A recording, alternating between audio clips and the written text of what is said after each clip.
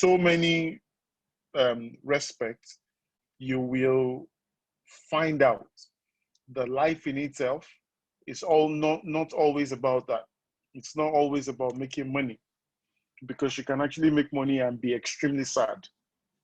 There was a time I was speaking to some of my staff, and I said to them that, don't let your focus be money. And what they said is that it's because you have money. That's why you're saying that. That maybe when they get it, they will be able to say the same. I laughed it off. And interestingly, some of these conversations we're having to revisit now. Some of the conversations about value creation, we're having to revisit in our lives in different sectors. So this morning, I'm going to be speaking to you about Christ-inspired business. I created this slide after I was reached out to. I now realize that, as a matter of fact, some of the things that were shared, all right, is the basis for quite a lot of things, all right? Let me give you an example. I've been in business for quite early, and I've moved around from the banks to the, what's it called now, to the oil and gas sector, quite a lot of areas in which that I've played in up until now. And I'm also going to be sharing some, some high points in terms of how starting some of my businesses actually came to life. So here we go. The first slide I'm going to share.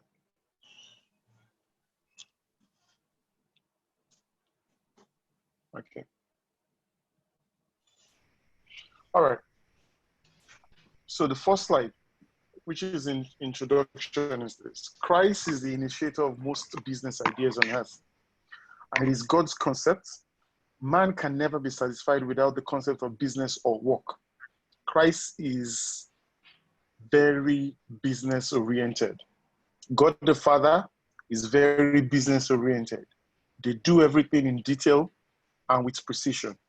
Jesus alluded to this by saying, whatsoever I see my Father do, that is what I do as well. That's John 5, verse 19. And somebody then asked, how about other people who are doing business who are not Christians? All right.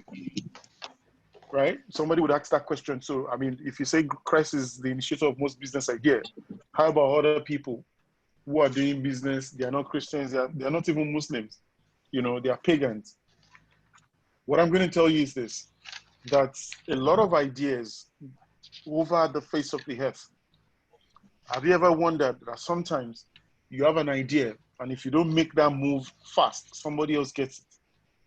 Now, because an idea is always at every point in time looking for a host. It's almost like a disease. It's almost like a viral disease. An idea is always like a viral disease. So currently, you're seeing a lot of people, trying to copy Zoom, what Zoom has done, which is the platform in which you're speaking now. All right. So you need to understand that Christ actually is the author of most business ideas. So, and he gives it to whomever he wants to, based on who is ready to receive that particular idea. He doesn't mind. A lot of people who are doing good right now are not even Christians. The people who are doing, great philanthropy work are not Christians. You see Covenant Christian Center, for instance, will do legacies. We don't discriminate. We don't go and say, no, we're only going to go to Christians. All right. So Christ holds every idea on the face of the earth, every single one. And he chooses to give it to whoever is ready to warehouse that idea. He chooses to give it to whoever is ready to receive that idea. All right. If you're too slow or you're dilly-dallying about the entire thing, he just gives it out. Have you ever wondered the parable of the talents? Jesus never said that those people were followers of him. All right. So that's the first conversation. Now let's go to the concept of work in itself. Genesis 1 verse 26. Then God said, let us make man, let us make human beings, which is the NLT version, in our image to be like us. They will reign over the fish in the sea, the birds in the sky, the livestock, all the wild animals on the earth, and the small animals that scurry along the ground. So the entire concept of work, the entire concept of our existence is predicated on the fact that we must work. We must work. I doubt if you, I mean, even the Agberos, for instance, who we probably think are probably the lowest of the low in the society, they wake up every morning, even if they are hustling, like they call it hustling, they are saying they are going to work. So man, God has given man the concept and the ability to work. Man is never satisfied when a man is not working. You know, sometimes before now, you know, people talk about retirement and all of those things, and you laugh about it because you realize that, I mean, for instance, my mom was retired, and I said to her that one of the easiest way to kill a human being is actually to stop the human being from working. If you are ever going to get a person to die very quickly, get that person not to work. So, which is how God has designed us. Our brain must be functional. Our mind must be active. It says, let us make man, let us make human beings in our image to be like us. That first paragraph, it says to be like us, which means that God in himself is a hard worker. He wakes up every morning. He has never failed to make the sun to stop shining. He's never failed to make the moon stop, you know, coming up. He says, let us make man. Look at that paragraph again. He says, let us make human beings in our image to be like us. He now says, they will reign, which means they will, this is the assignment. So when God created human being, he says, they will do these things, which means that every single one of us, he says, let us make Olawale in our image, and he will reign over the fish, over the sea. So there is an assignment that God gives to every single person. So if God had ever created anything, he creates us for a purpose. So, I'm sure everybody probably uses this word, you know, that you are created for a purpose, you are created for a purpose. If you ask them now, what purpose are you created for? Most people can't say. All right. And I'm sure if God had created an aeroplane at the time, all right, he would have said they will reign over aeroplane, they will reign over XYZ. But at the time, the primary purpose of human beings was to ensure that he gave dominion over the birds in the sky, the livestock, all the wild animals on the earth. Those were the things that God created. Now, out of all of these things, that reign over all of those things gave rise to a lot more things. It was because man saw whale in the water that they decided to create sheep. It was because we saw birds in the sky that we decided to create what? Aeroplane, helicopters, drones. It was because we saw, what's it called now? Horses on the floor, all right, running very fast. That was why we created, cars. So God never creates, God has created the first things. It is our prerogative to begin to create more after what God has done. So that was what he was speaking about when he says they will reign over all of these things. It's from all of these things that we will begin to do many other things. So our purpose, we begin to get our purpose from the first creation God had made. So make no mistake, God has created every single person for a purpose. I'm going to go to the next slide. After God created, after God gave man, after God made man, he assigned man work. Can you all hear me? If you can, please just raise your hand. I just need to, just put your hands up. I just need to be sure that, you know, we're on the same page. Great. All right. Thank you. After God made man, he assigned man work. So creating man on earth wasn't for idle conversation or companion. It was deliberately for work. Deliberately. I repeat, it was deliberately for work. All right. So if anyone on the face of the earth just feels that, you know, we're here, you know, I mean, you hear people sing in songs that they want to go on vacation twice in a year for 6 months, which means they just basically just want to be lounging. All right. It was deliberately for work. After God gave them, after that, God gave them key performance indicator. There was a key performance indicator. God gave them, you know, what we call KPI, which was for man to be fruitful and multiply. So if for instance, you get an employment letter, it will be written there that this is your job description, and these are the expectations of the organization for you.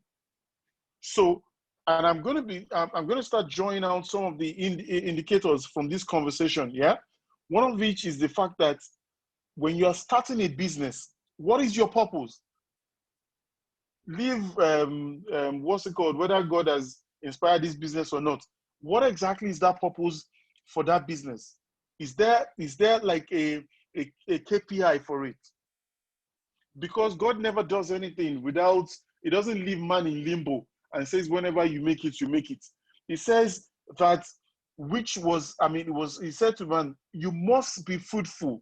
It wasn't wishful thinking. It was a command. He says, it's almost like I say to my son, Oga, you must carry this bag from here and take it to the car. Which is, there is a specific command. He then says, fill the earth and govern it. Those were specific instructions that God gave to man. He says, fill the earth and govern it. Fill the earth and govern it. Reign, that's Genesis 1 verse 28. It says, fill the earth and govern it. Reign over the fish in the sea, the birds in the sky, and the animals that soar along the ground. So what God has given man is that He has given man three major realms. One of which is the earth, the second is the water, and the other is the air. I doubt if anybody really that is human doesn't live in this space. That air, which means, you see man go to Mars now, all right, which means that He is giving us the entire planet. So it is up to you to do with it what you please. Now, because, you know, you don't open the Bible and God says you are meant to be in cocoa business. You're not going to open the Bible and God will show you that you're meant to be in cocoa business. And this comes to my first story. We're in school, and before the millionaire business, for instance, that I made, I was selling clothes. You know, I was selling Adire clothes, you know, to some of my, classmates. So we used to have associations and all of that, like Science Laboratory Technology Fellowship, for instance. And we will have, maybe we're doing drama day or, you know, end of the year, whatever. I'm going to sell clothes to them. I'll sell slippers, palm slippers to them. All right. But that was when I was hustling. And I was hustling because, you know, I needed to just make some money on the side, you know, so that I don't have to keep asking my mom for money, because I know what she's going through to be able to provide. But then I realized very quickly that the economies of scale on the entire concept was not going to take me to the next phase. So I'm always depending on a thing to be able to provide that service for them. And it wasn't sustainable. And in my present predicament, which was the fact that I was a microbiology student, and most of the time, when we look at the microscope, I don't see anything. People will be drawing amoeba, they'll be drawing all sorts, but I usually don't see anything. So it's almost like we're lying to ourselves. It became worse when I did my IT at the medical center. And, you know, you see people come with all sorts, tuberculosis. You have to culture people's spit. You have to do X, Y. I mean, people will come with AIDS, HIV. You know, the risk was too high for the amount that I was getting. So I said to myself that this thing is not sustainable. This whole concept of risking and all of that is not sustainable. How else would I be able to get into the space, you know, whereby I can do something significant and there'll be an impact? So I had friends who we go to church together and we're in the same school. And, you know, we'll hang out because we're Christians, we'll hang out together and just laugh. In fact, we will dissect scriptures and laugh and be, you know, basically just enjoy ourselves. So one time I said to them, guys, this our friendship, we can make it to, I mean, we can make it, make use of it in a more productive manner.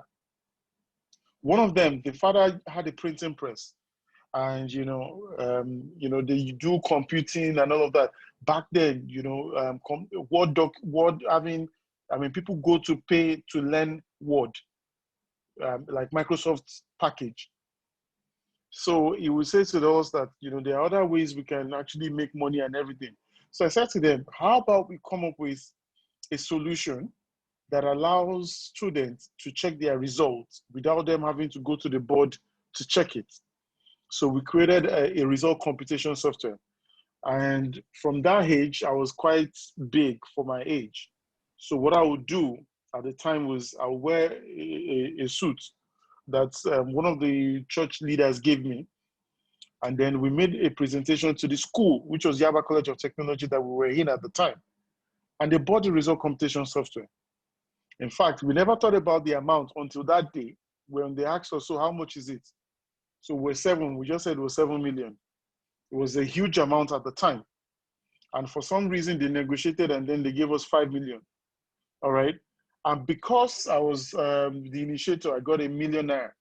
Now, one of the other irony was the fact that, you know, when they were going to write the name of the check, we didn't have the name for the organization at the time when we're doing the thing. So when they asked us, so what name should we write on the check? We told them, we said we're going to come back. And then we thought about it and we said we're created in the image of God. So the name we gave them was that e-image. That's electronic image of God. All right. Now, we didn't know that when they write the name on the check, without you having to have registered that company in CAC, that's another problem. So we had to go and, you know, after collecting the check, we had to go and, you know, register the organization that we had given them verbally, that they had written on the check. We had to go and do registration at CAC. At the time, we would go to, I think we went to, what's that place called? Trade Fair, which is in November. That's when they do like trade fair and all of that. Long story cut short, we shall found our way around the thing and the check cleared. And right there and then, I realized that solving a problem, all right, solving a particular problem in a massive environment will earn you much more than, you know, you having to do transactions because you want to survive. So at the first point, when I was selling clothes, when I was selling slippers, it was about transactions. It was about me just getting by. The moment we translated the entire conversation into solving problems for people, whereby, you know, back then when the result is out, some people would have crammed your matric number and then they'll go to the board and check if you passed or not. I'm not sure whether they were the one paying for school fees for me, but they will check all of those things. So one of the situations whereby you can have your privacy, and then check your results, and it would also help the school. So for me, it was quite a thing. So make no mistake, the purpose of man on the earth is primarily for work, and I think I've emphasized that. Genesis 1 verse 29 to 30. It says, "Then God said, look, I've given you every seed-bearing plant throughout the earth and all the fruit trees for your food." God said, look, I have given you every seed-bearing. He says, when God says I have given you, that means we all have it. Every seed-bearing plant throughout the earth and all the fruit trees for your food. So for instance, you also hear people say things like, I have a passion for this, I have a passion for that. Please leave passion.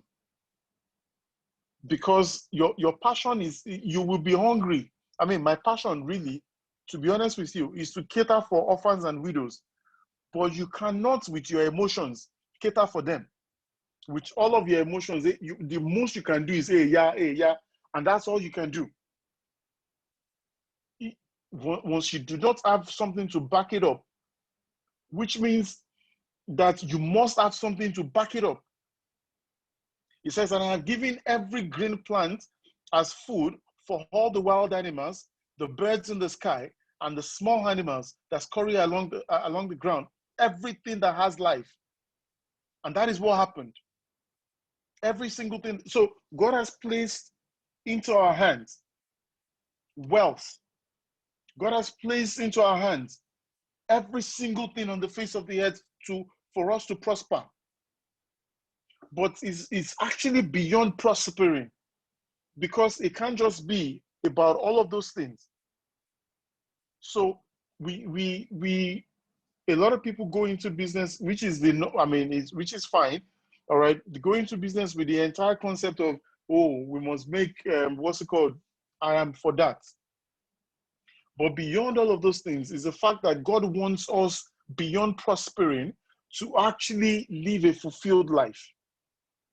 So when we're saying that we're in business for something, all right? We're in business for a particular reason. Guess what? The world is actually coming into an understanding of the same right now. So you're beginning to see people who are calling themselves social entrepreneur. Now, where the problem is going to start is this, because most of those people who are doing the social entrepreneur guys, all right, they will need funding. So you expect somebody who is working hard, to give you money without you having to have proven to yourself and to everybody that you actually can generate wealth. That's another conversation entirely. So God has given into our hands, all right, all the things for us to be able to be sustained on the face of the earth, and not just for ourselves. So we're going to get into the entire thing very, very quickly. So God is very focused on value.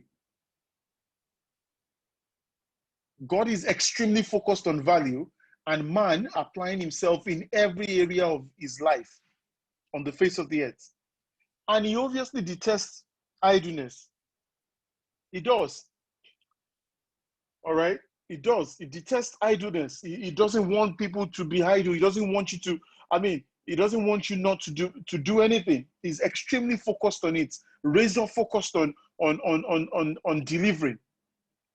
It says in Genesis 2 verse 15, it says, the Lord God took the man and put him in the Garden of Eden to walk it and keep it. That's after he created man in Genesis 1. Genesis 2, of course, the scripture is not in chapters. It's for our ease of reading and understanding. It says he took man. The Lord God took the man and put him in the Garden of Eden to walk it and keep it. So that's what God did. That was the first, he wasn't joking about, let us create man in our image, which means that I personally am a hard worker. So there's no way you won't be a hard worker. So what does God say about starting a business? Because, you know, sometimes we kind of, a lot of people actually think that God is too sophisticated to be interested in, you know, in what it is that you're doing.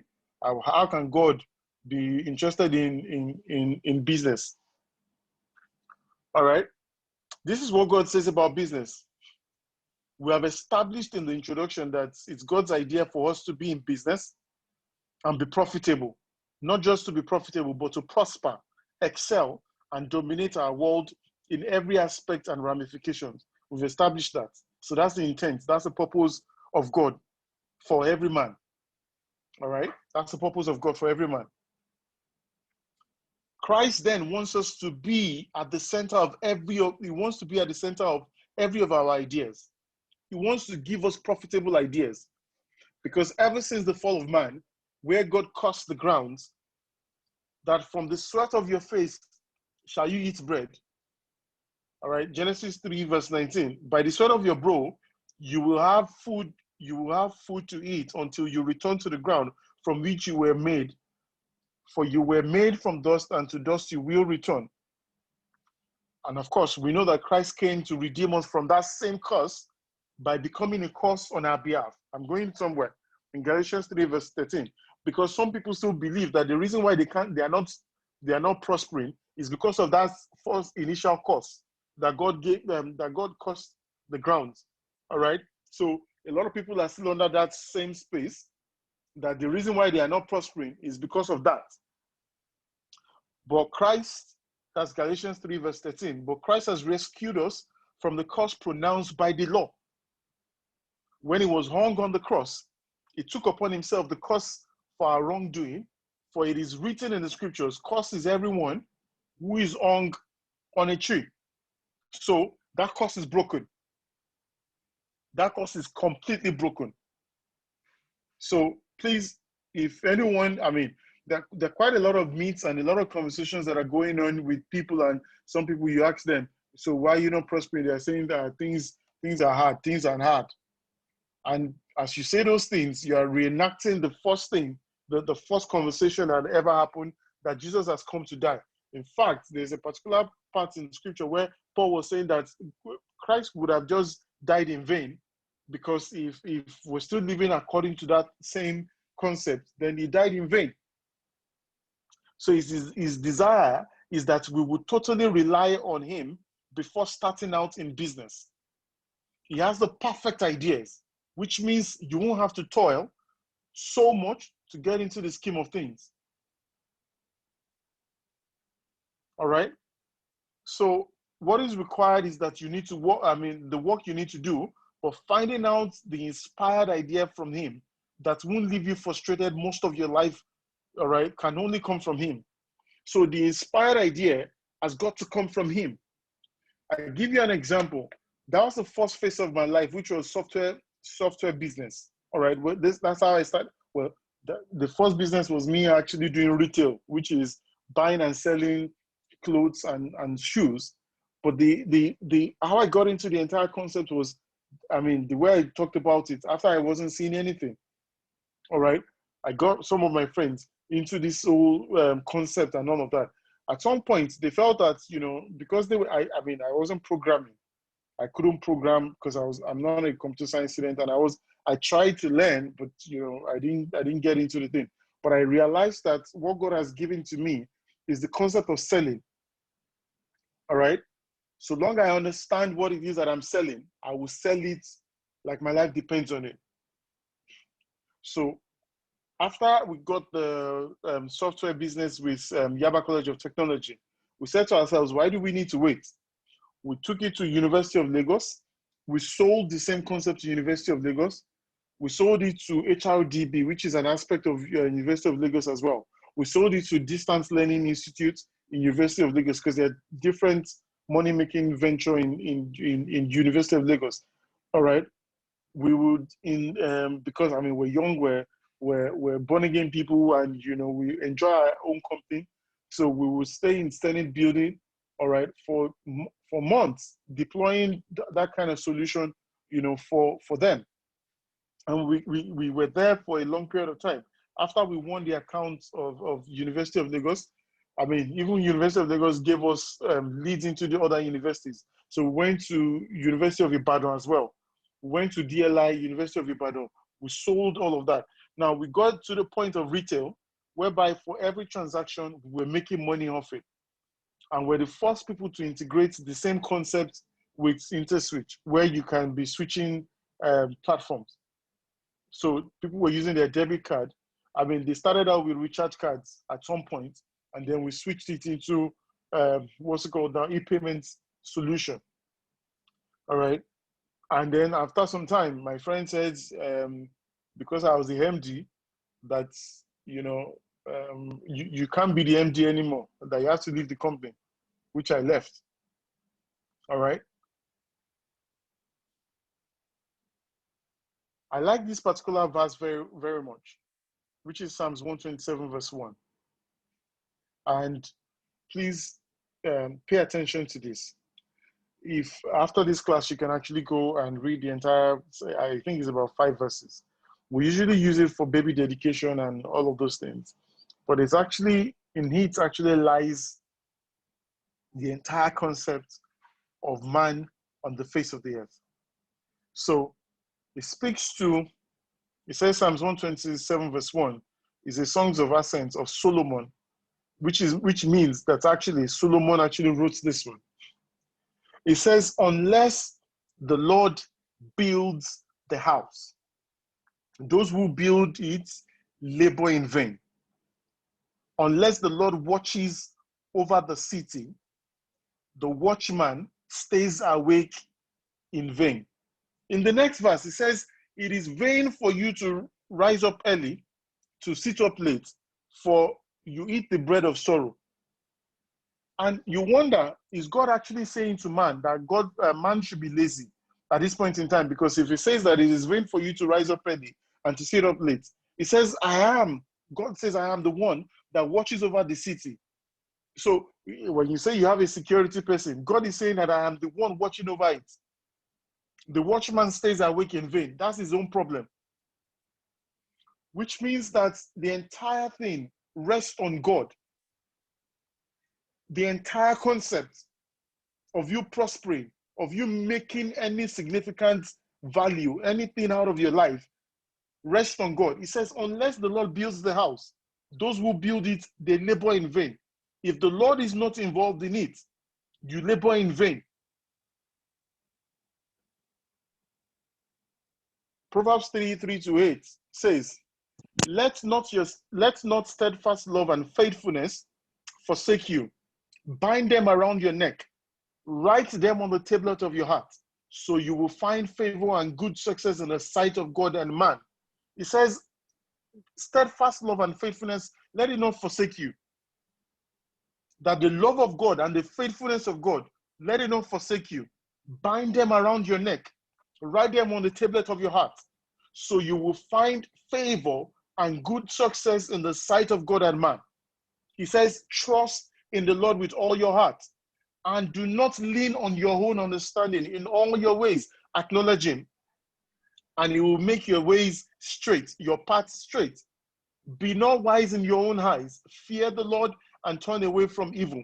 So many people get into the trial and error phase, where they try this and that and wasting a lot of resources in the process and get tired and burnt out till they give up or don't even have the energy to pursue anymore.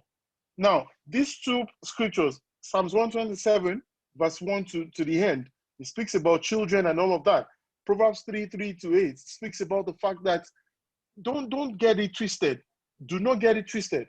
You actually can have an easier way of solving whatever problem that you might be in. Excuse me for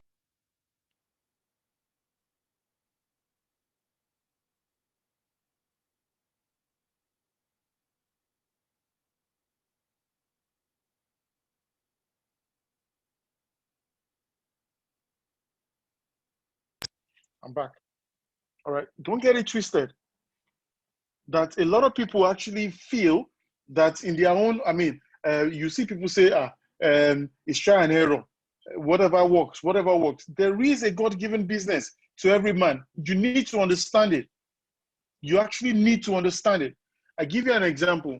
When I started Cerebrate Media, and after some time, we got into, I mean, that's a totally different story entirely, because sometimes, when people get into certain things and they don't tell the entire story, so you can actually make it sound like, you and God, you wake up side by side and God just says, Wale, this is what it is.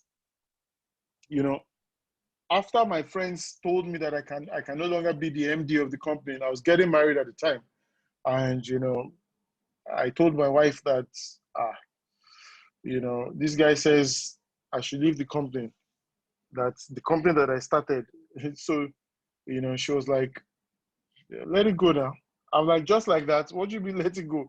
Do you know how much I've done in that for that organization? She says, let it go, that this is the next phase. So my mentor, who actually who taught me how to make presentations, I'll read books, and then after I read books, I'll go and present to him. We'll make corrections. He will tell me, stand in front of the mirror, ensure that you're saying this thing, and ensure that your body language is saying the things that you actually want to communicate.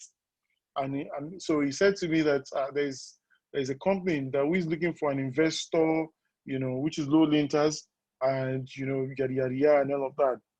I got into Low Linters. I became digital director, at Low Linters with some of the monies that I've saved. All right, and I was doing great work and all of that with them.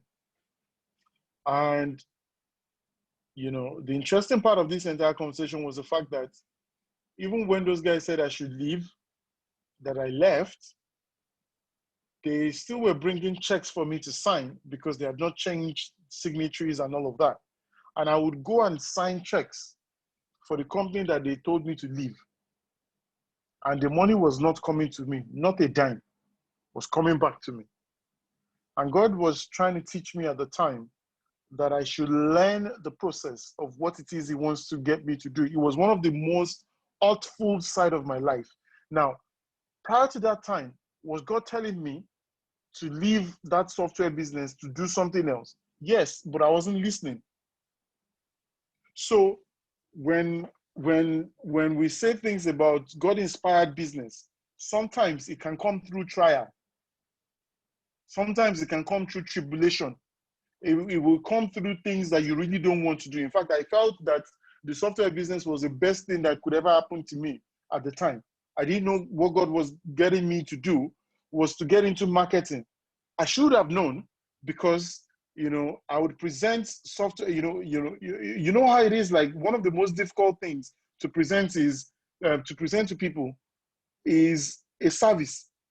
You are describing something that you yourself haven't experienced, that this is how this thing would work.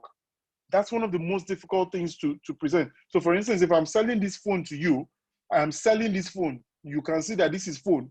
And I tell you that this phone is beautiful. You can feed it and all of that. Selling a software is one of the most difficult things, because you are saying things that you have not experienced. You are saying to people that this thing can fly. It can do this. It can do that. They are believing you based on what it is that you are saying. All right. So for me, it was difficult. I should have known that was what God was trying to get me to do. That, Oga, you are not just a presenter for software. You are actually going to present different concepts, multiple concepts. You're going to conjure ideas, and you're going to present it in such a manner that you can bring it down to people to understand. So when they told me to leave, that was God telling me to leave. So one of the things my wife said to me then was that, Oga, don't get offended in these people. At least there's an option for you to go. And when I got into Low Linters, within 3 months, we got into Guinness Book of World Records by organizing the largest activation for Lifebuoy. I didn't even see it as significant. It was when I got out of there, out of the place that I was, that they sent me out. That was when we got the opportunity within 3 months to get to buy our own house. All right. So a lot of the time, when the scripture was saying that be not wise in your own eyes. Fear the Lord and turn away from evil. Evil does not necessarily mean something that is bad, like you're killing someone. Evil is disobedience. It says turn away from evil. Evil means that you're doing what is not the will of God. So when they say that trust in the Lord with all your heart and do not lean on your own understanding, a lot of people would have probably taken those people to court. That in the company that I started, you're telling me to go. All right. And that is you resisting God. So, you know, God, Christ-inspired business would not come from God just come in and say, my son, my daughter, this is the business. It will come by, I mean, there are certain things that you do, excuse me, that is effortless. So for instance, if you wake me up right now and tell me, just tell me to give you any business idea, you tell me to give you any campaign, communication campaign for any product, I'm gonna give it to you like almost like that. So it's important that we know that some of these things are the way they are. So, and Christ's words are very clear in Matthew 11:28. He says, then Jesus said, come to me, all you who are weary and carry heavy burdens, I will give you rest. I will give you rest. So when we talk about Christ-inspired business, we're talking about God ministering that thing to you. I give you another example. I've got 48 filling stations now. I didn't get the 48 filling stations by God, I want filling stations. It wasn't my idea.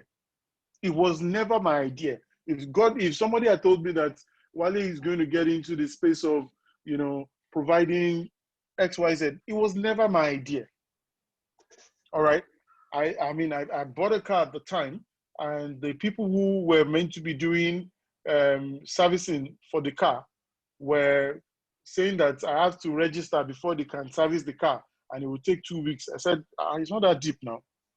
I went into Total filling station, all right, to service the car, and I wanted to be sure that these guys can do it properly. So I saw them servicing a particular car, and I liked, you know, the way they did it. So I felt, these guys are good.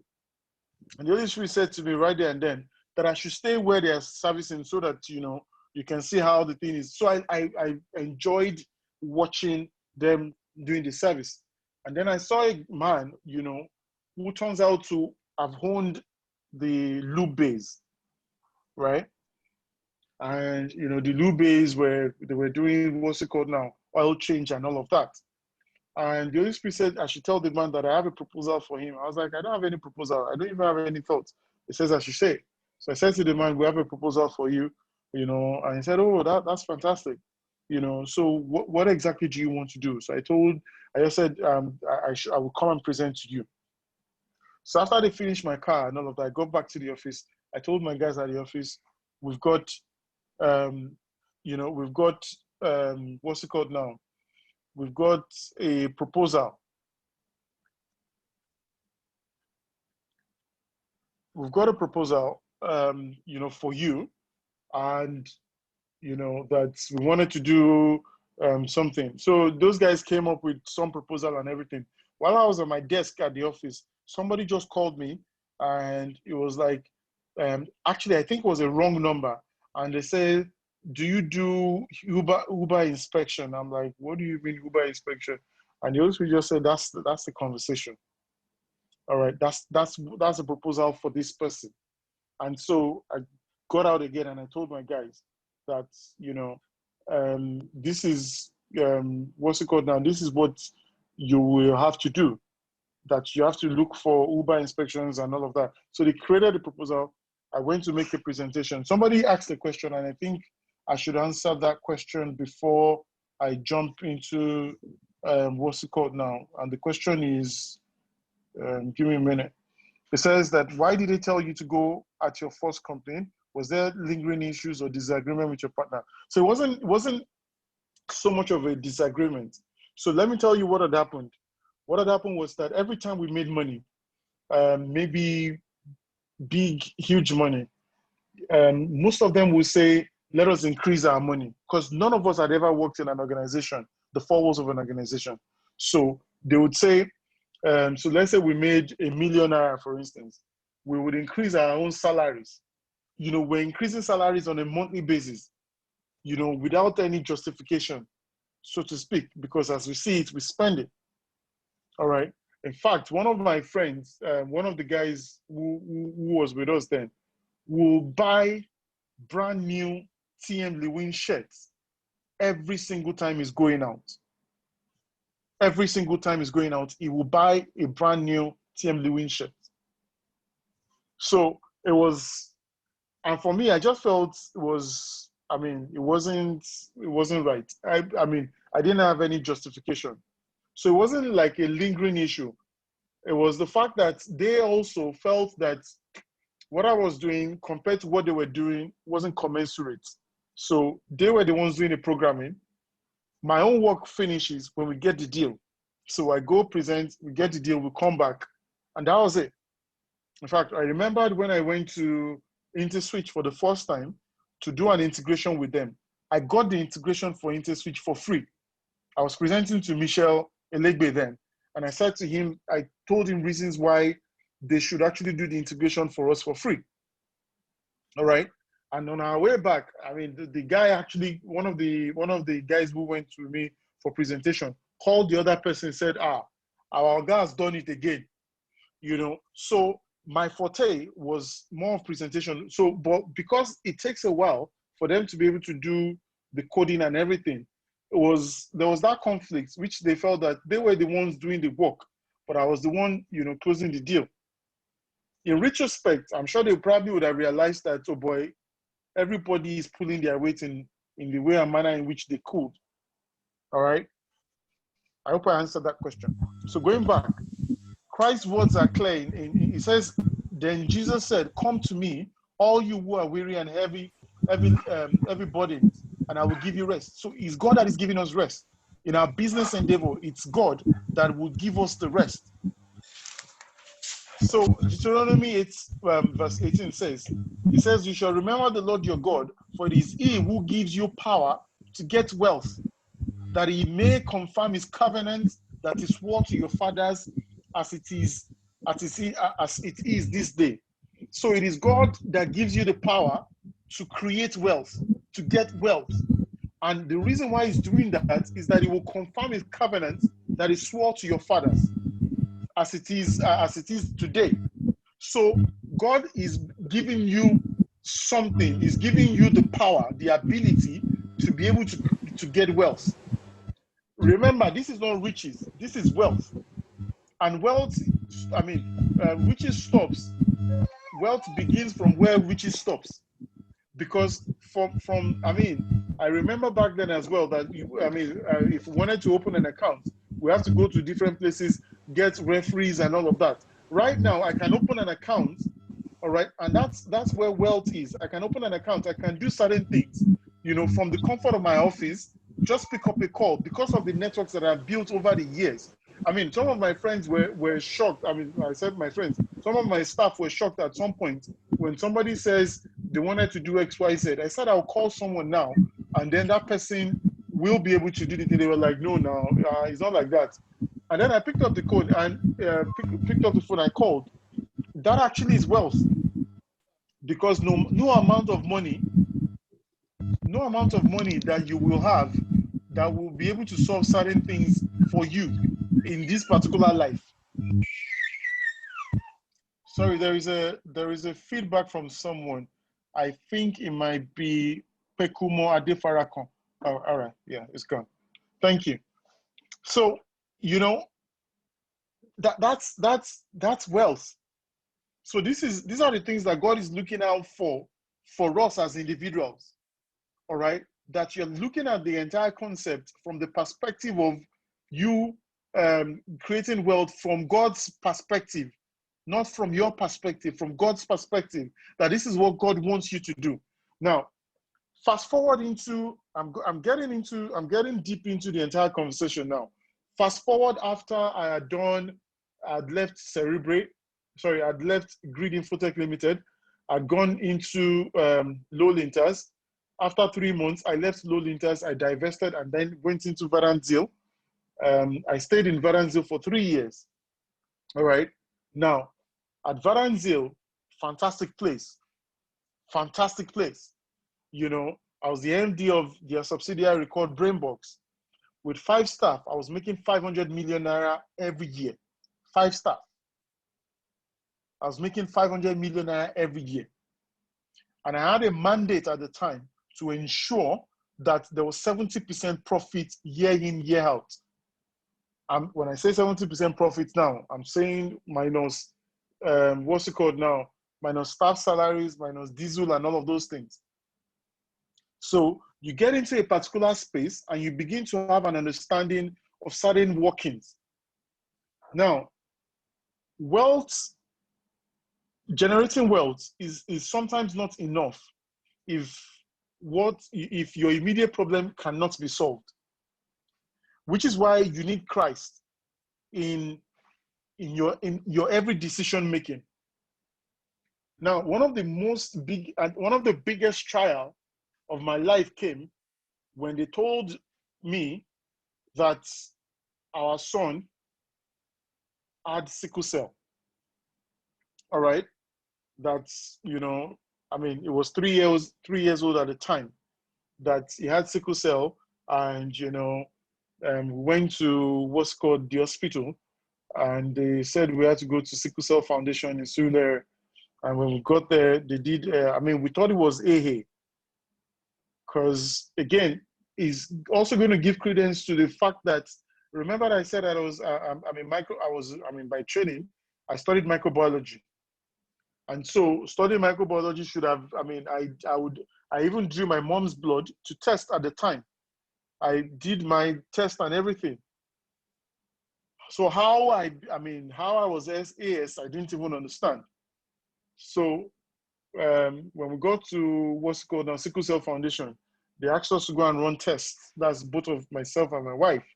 We discovered that we were AS, both of us at the time. So there was no what's it called now? There was no dispute that, you know, our son then was SS. So what do? We asked them, and I said to my wife that this isn't what God told me. That, I mean, when we got to the counseling unit of what's it called now, Sickle Cell Foundation, they were saying to us that it cannot be cold, it cannot be hot, you cannot do this, you cannot do that. And I was like, you know, this doesn't even make sense. That we're not going to be. This doesn't make sense to me. That, you know, this is not what God has told me as a person. You know, that this isn't what God has told me as a person that we're going to, this is how I'm going to live my life. So we prayed about it, that's myself and my wife, and I said that we've got to find a permanent solution to it. At that point in time, I've never heard anything like, you know, that there was a solution for bone marrow transplant. Because for sickle cell, even at the time, the hospital they were telling us things like, you know, he has to be on Palodrine for the rest of his life.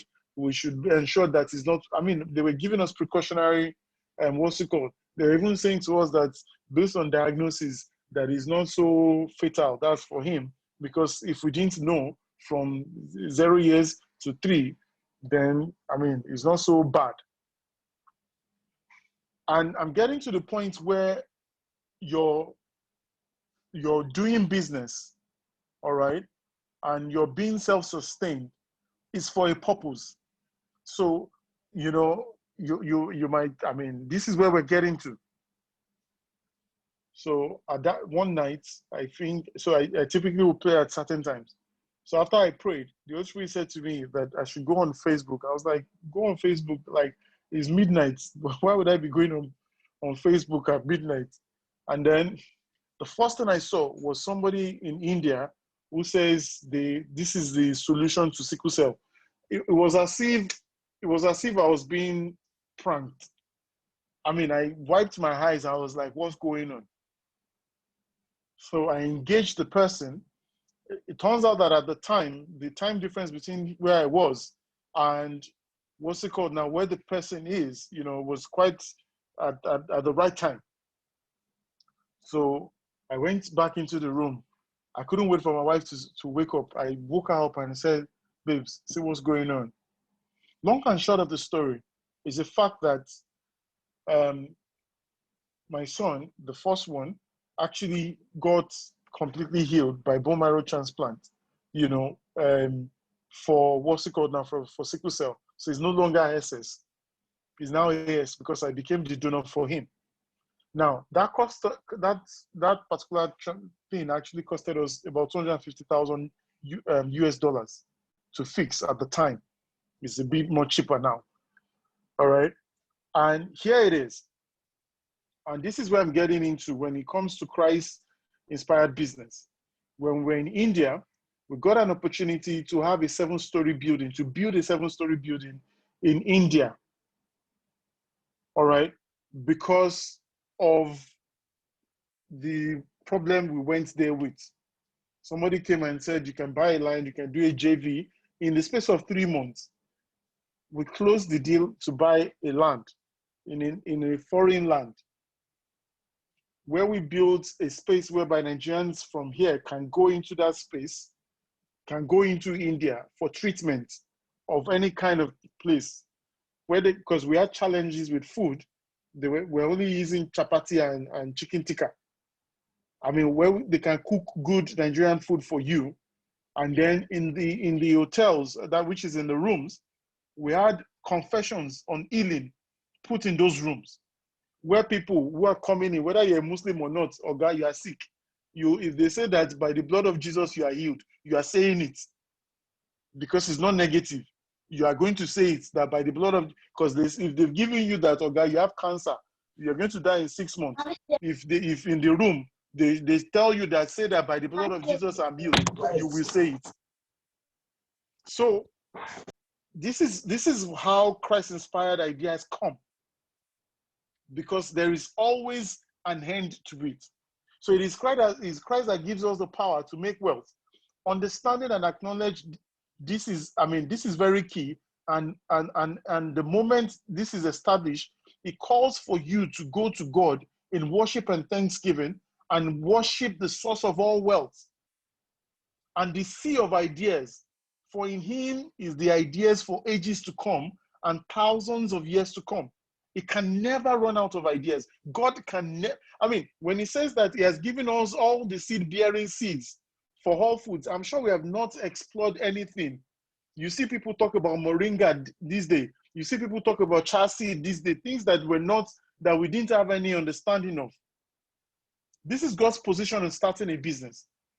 Once you yield to him completely, he's going to give you ideas that you will never, you have never thought about. Our problem is that we are stuck on things that we know. This is the way this is. We are stuck on those things. God wants to do things, marvelous things, give us fantastic ideas. Going back to the filling station story, for instance, after I'd spoken to the man and all of that, the guy said to me that, oh, I like the way you speak, that you have so much passion in you and all of that. It turns out that the guy is a royalty, he's a king, and he wasn't going to run the business anymore because he's done the business for quite a while. And he says, how about you running this business? I'm going to give you 60% shares in this company so you can run it. You have the energy and all of that. I was like, sir, you don't even know me. He says, I don't need to know you. So today I run the entire chain of 48 filling stations, which we're adding more filling stations to. He's opened me up to networks of people that sometimes he just calls people and say, Wale, you're going to meet. As at 3 weeks ago, I was meeting the MD of NMPC. This is 9:14 and 9:30. All right. Going to session 3. How do I start my Christ-inspired business? Africans and Nigerians like to pride themselves that we are born entrepreneurs. It's even a fad these days. So where there is some sense of superiority complex, that if you are an entrepreneur, you are deemed to be rich. A report from PricewaterhouseCoopers, a reputable consulting firm, did an interesting report on entrepreneurship and small medium enterprise. The reference is in the link that is on this slide. With over 17.4 million that's 17.4 million small medium enterprise in Nigeria that we can have record of. We're not even talking about the MSMEs that are not here. We're saying small medium enterprise is categorized by a certain cadre. So this means that we're naturally industrious, and there is a tendency for anyone attending this class to have a premeditated concept of what they actually want to do before attending this class. Which is why I asked the first question. So what are your expectations? What are those expectations that you have? So there is probably a business idea that you have been thinking about that has a high profit margin and they have zeroed in on. We have established earlier that Christ wants to be a major part of every business idea that you have, and he is mindful of you and truly wants to be involved. So I'm sorry, there's a typo there. So you don't engage in fruitless labor. I give you another example. During COVID, I think the organization made more money during COVID than we made outside of COVID. That's Cerebrate Media. As a matter of fact, the level of money that was made necessitated us even increasing salaries during COVID when people were laying people off. So, I mean, this is not any form of pride or anything. I mean, to be honest with you, I also realized that, when my staff actually benefits from the organizational growth, the organization benefits as well. That's a fantastic logic that is not in any book that I've read. All right. And I've seen that happen several times. So Christ wants to be at the center of the entire conversation so that in and out of season, you will prosper. So how do I start? First of all, God created the animals, and after which he created man. And the first point of call for man was to name the animals. So this is how do I start? God actually created the animals. God himself created the animals, which means that God has created your business. That business he wants you to do, God has created it. After he created man, the first point of call for man was to name the animals. Christ's words are very clear. In Genesis 2 verse 20, he said, he gave names to all the livestock, all the birds of the sky, and all the wild animals, but still there was no helper just right for him. So the first thing is this. What is the essence? What is your own personal essence? What's your own personal essence? And I'm not, so some of these conversations that we have sometimes is not to put you in any form of condemnation. And I give you a classic example. So raising children, for instance, we've come into an understanding that at a very early age, the entire school concept would never teach your children how to be an entrepreneur, would never teach your children how to be extremely productive, because there is a pattern that predicates on, that predates us. They're probably still learning the same thing that we learned. So consciously, there's certain things that you as a person must begin to wire yourself to think. And your children, must also think in a certain manner. So when God says that he created man, and then he says that he gave them, what's it called now? He gave them names. So there is a name that you as a person, you are called in the spiritual realm. That is not what your parents gave you. So you must understand it. I think I'm going too far now. All right. Man didn't have his own, the entire concept is that man didn't have his own idea. It wasn't God, it wasn't man's idea. It wasn't, so man didn't just wake up and say, oh, by the way, I should name these animals. And God did one thing. God never micromanaged man. God never said, oh, why did you call this one lion? Change his name from lion. Can't you see that this person is whatever, what's it called that? Whatever Adam called them. Those were their names. So he was working in the place in which he was placed. Man was working in the place he was. He didn't have his own concept. It was where they put man that he was working in. So the first place in which this is how to start. If you've ever had any success in business, in your workspace, how I knew that I'm meant to do what's it called now, advertising, was because my mentor showed me an opportunity and says that, oh, they are looking for XYZ in this place. I never thought about it.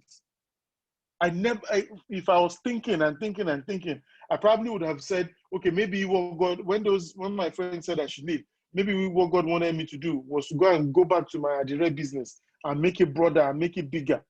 All right. I probably would have gone back there. I never knew it was going to be branding. So there's a place you are placed right now. There's a thing that works for you right now. If anything had ever worked for you, go back to that place. He was working in the place in which he was placed. So the place where you are currently is the starting point. The place where you are currently is the starting point.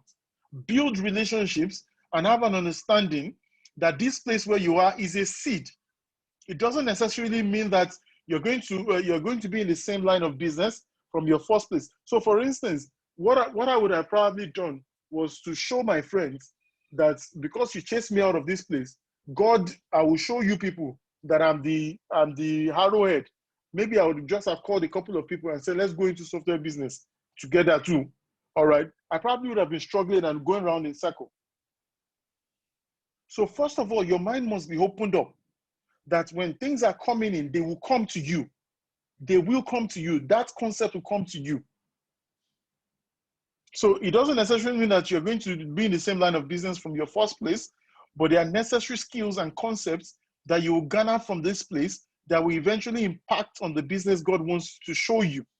But first of all, you must be found doing something. God detests idleness. So in the place where I was at the time, I was there when they told me to leave, and then my mentor said to me that, oh, if you know anyone, that these guys are looking for people.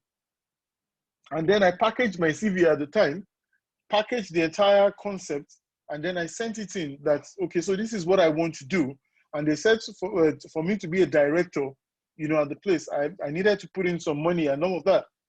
I learned something very critical in that organization, which is the concept of saving, which was what we weren't doing at my place that they asked me to go. All right. We weren't saving anything. The first fact was the fact that we're increasing money, we're increasing our salaries anyhow. All right. So we weren't doing any form of saving and all of that. We're just going about things. So I learned that these guys were saving. They weren't paying salaries based on what was coming in. They were paying salaries based on what was saved and how they are multiplying the entire business. That's another conversation entirely. Working in an organization and ensuring that the people that work for you, whatever it is that you agree with them on a monthly basis, you are paying them. So the things we did, that's another thing. So first of all is generating the inspired business ideas, sustaining the business over, for instance, Cerebral is 6 years now. We started Cerebral 6 years ago. We've moved into the billionaire mark. And some of these things are as simple. I'm telling you, this is not, I'm not being braggadocious in any way. The first $1 billionaire that we're ever going to make was from a church person. We're having marriage something seminar or so, the earlier time. And the person just introduced himself. He says, my name is this. I said, hi, how are you? What do you do? And we talked about, that was the conversation. And then one Saturday afternoon, he called me and he says, oh, by the way, do you guys do this? I said, yes. He says, my boss would like to see you. I thought the boss was head of corporate comms. It turns out it was the MD of the company. And the guy says, oh, I like your ideas and all of that. It was a pitch. They called other people. And I think in the pitch and everything, I traveled. And then they called us to say, you won the business. It was the first ever business that I would have to defend with a board because of the amount. So I quickly realized that the normal structure that organizations would have, where they're having head of marketing, head of those, it wasn't for us. I'm not saying that, you know, you shouldn't do it. It wasn't for us. And I saw that in God. I saw that in business. So, you know, so start out from where you are is from where I am. Even all the other businesses that we've gotten ourselves involved in, it was from where we are. It can never be that they said this, if you invest this thing, it will double into 5 billion tomorrow. So, and I'm going to go to what's called the next slide now. There is another question. Let me quickly answer that. How does one ensure that they fully apply themselves and fully give value that is recognized, acknowledged, and not deniable, especially when you're in partnership? Now, the truth about the matter is that in partnership, can two work together except they be agreed? It is almost impossible for you to be in partnership with someone that doesn't have the same value as you. And when I say value, I'm talking about work ethics. Let me give you an example. Personally, I believe that because I'm an entrepreneur, that I must show up earlier than my staff. So this is 6 years running. I'm at my desk at a particular time. It doesn't mean that I'm not actively involved because there's a chief operating officer. Half of the time, I'm probably even doing church work on my table. And then they bring something to sign. They bring, do you understand? Now, the truth about the matter is that when you have people who do not have the same values as you, you're going to have problems from the beginning, from the get-go. One of the challenges I had in my partnership was the fact that most of them, I believe in waking up early and doing certain things. They will not do anything until midnight. That's some of my most of my partners. They will wake up at 6 p.m. and that's when they want to work. For me, my work is done for the day. I'm thinking about other things at the time. So to ensure that you have your what's called you fully apply yourselves and fully give value that is recognized, is that you can keep doing that, but you actually will get frustrated if people are not meeting you halfway. So let me give you an example. For me, my KPI was very simple. It's for me to generate business for the company that I was in at the time. I was meant to, that's my whole, like, that's the entire concept. Look for new business and make sure you deliver on those new business. That's what, even right now, as I am in my organization. So I found someone who is very good in operations, who will never drop the ball, understands that once Wale generates a business for you, you must carry it to the end. Now, every of the staff is now being taught. So it's not about, for instance, in my organization, everybody knows how to write proposals. So you saying that I can write proposal is not a problem. It's not even my headache anymore. My headache is now that business that we've given to you, you must generate more than it was. So if the business is bringing 4 million now, you must be giving 10 million. That's the basis of your appraisal. The fact that you can find proposals and do all of those things is not in contention anymore. So applying yourself with respect to what's it called now? The people that you work with, your partners, all right, is extremely important. You must say to people, write the KPIs. So if I'm telling you that this is my KPI is that I'm going to generate 12 billion this year, you must be multiplying that 12 billion to 24. I'm not saying that you should go and generate new business. From that 12 billion, from those new businesses that I've generated, you must double it. That's your KPI. So at the end of the year, whether Jesus came or didn't come, you must show us that you have been able to double that thing. All right. So for instance, I detest ambiguity. My driver knows that his function in my life and in my business is that get me to the place that I need to be right on time. Number two, there must not be any scratch on the car for 1 year. Once there's no scratch on the car for 1 year, you get your 13th month. So everybody understands. So which is why I use the term KPI from the beginning. When God created man, he gave man KPIs. He says you must be fruitful and multiply. That's the KPI. If God comes back and says that, okay, our KPI is that you must be fruitful, show us that you've been fruitful. Show us that you've multiplied. If you cannot show you, if you come up with excuses and say, oh, by the way, my dog died, that's your problem. God is not interested in that. God is not interested in that. So Christ's words are also very clear. Genesis 30, verse 25 to 43. Jacob was in Laban's house, tending to Laban's livestock. Before that, before Jacob going into Laban's house, have you guys read a story on how, what's it called now? On how Jacob actually found the wife? Do you know that Rachel, the wife of what's it called now? Jacob, the one that he actually wanted, was a female shepherd. So that was the attraction that Jacob had on Rachel. It wasn't that she was fine. It wasn't that, hey, this girl, she's fine. Pieces. It wasn't that. The first attraction that Jacob had on Rachel was the fact that Rachel was a female shepherd, which means that this woman understands business. So when people are thinking about, which is, I mean, if you're talking about partnership, for instance, all right, so even partnership in marriage has got to be about that. I'm not saying it should be extremely business-like, but your wife and your husband must be bringing something to the table. Otherwise, they will not understand the dynamics of what it is that you're doing. So that's another conversation entirely. So from the place, prayer needs to be offered up. That's from the place where you are. Prayer needs to be offered up as to what direction God wants to bring you into.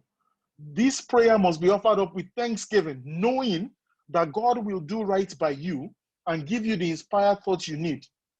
You must rid yourself of any form of attachment to your current situation and ways of doing things. Sometimes people get so familiar with their current state and find it very difficult to break away from their present state. And sometimes they are past such that they fail to see what God is calling them into. All right, my mind is opened up. My mind is extremely opened up for any kind of thing that God wants to bring me into. If God says, Wale, Cerebral is done, this is where you're going into. We're going into that same space. But when a prayer is being offered up with thanksgiving, God will cause things around you to move and shape up. It is then up to the individual to make the adjustments and see what God is trying to do. You must see what God is trying to do.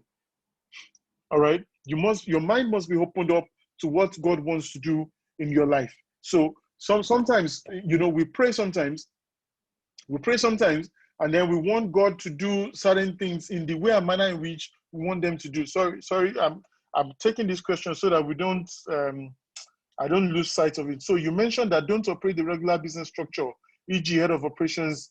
So let me give you an example. For a long time, I didn't have chief operating officer, for instance. So it was slowing me down in terms of full operations, because my forte is actually for me to generate new business. So like I said, I can come up. I mean, I was in a car with one of my friends and we're driving to somewhere, and then she said something. I was like, that's a business idea. She said, how is that a business idea? I said, you can collect brokerage fee for this thing. She said, how? I said, don't worry. By tomorrow, I'll come up with something, and that thing will generate, I think, about 8 figures for you. I was like, wow. I said, how? I said, don't worry now. And then I said, this is. So for me, I can generate business. I can see an idea and I can structure that idea. Now, in the normal, typical of office structure, in an organization, people would always have what's it called now? People would always have head of marketing. I do not have head of marketing, and it's very, very simple, because I understand that you're as good as your last performance, which is your last business. So most of our businesses actually generate new businesses for us. That's the structure that I operate. I have head of operations. Now, for people who are productive, I have a lot of young people who are MDs of subsidiaries. Now, for them, they will generate their own structure. They work in silos of teams. Okay. All right. So they work that way in such a way that Okay. if somebody, let me give you an example. We have what they call virtual agency. The virtual agency takes care of businesses that are small, medium enterprise. All right. Now, that person had come up with that structure for his own organization. Based on that, is within my organization, but is the MD of the organization. So we work in teams of silos like that. But you are, I'm the overall MD, so to speak. And based on that, we're able to generate. So the head of operations, for instance, monitors every single person across board. We have like what they call like a performance indicator, whereby I don't have to, okay, I don't think, okay, you get the clarification now. I don't have to monitor anybody. So on Google Docs, for instance, I can see what they're doing in Ghana. I can see what they're doing in Ethiopia, which means that everybody, as they are doing their work, I can see what it is that you're doing. Now, the head of operations also monitors and shows that everybody is performing according to what they are supposed to do. Now, for me, my own measurement of performance is that last year we made X amount. This year we're making 3 times that. That's my own performance indicator. You can argue with your keypad on your own, whatever it is, based on your own performance. So when prayer is offered up with thanksgiving, God will cause things around you to move and shape up. It is then up to the individual to make the adjustment. So because your mind and spirit is focused on this, thoughts will begin to flood your mind as to what you need to do. And if you have had experiences in the past as regards listening to your spirit, you will know what God is saying specifically. If you have never had such experience before, your intellect might play tricks on you, whereby you judge the ideas by yourself. You will soon find out that after some time, that this is not the God way of the way of God, based on certain occurrences.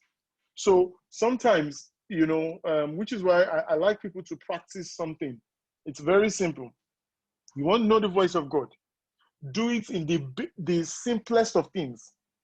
Don't go to complicated things like business or marriage.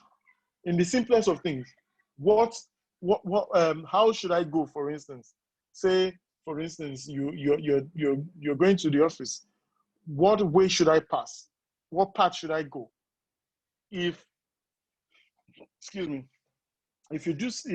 you hear God in the most simplest form in that regard, then you will be able to understand what God is saying in big things, and you need to practice that consistently. So for people like us, this is not. Let me give you an example. When I left Varanzil, when I was doing like 500 million naira a year, I actually felt that when I get into Cerebri, I will do 500 million naira a year easily. That was an error because I didn't understand some things.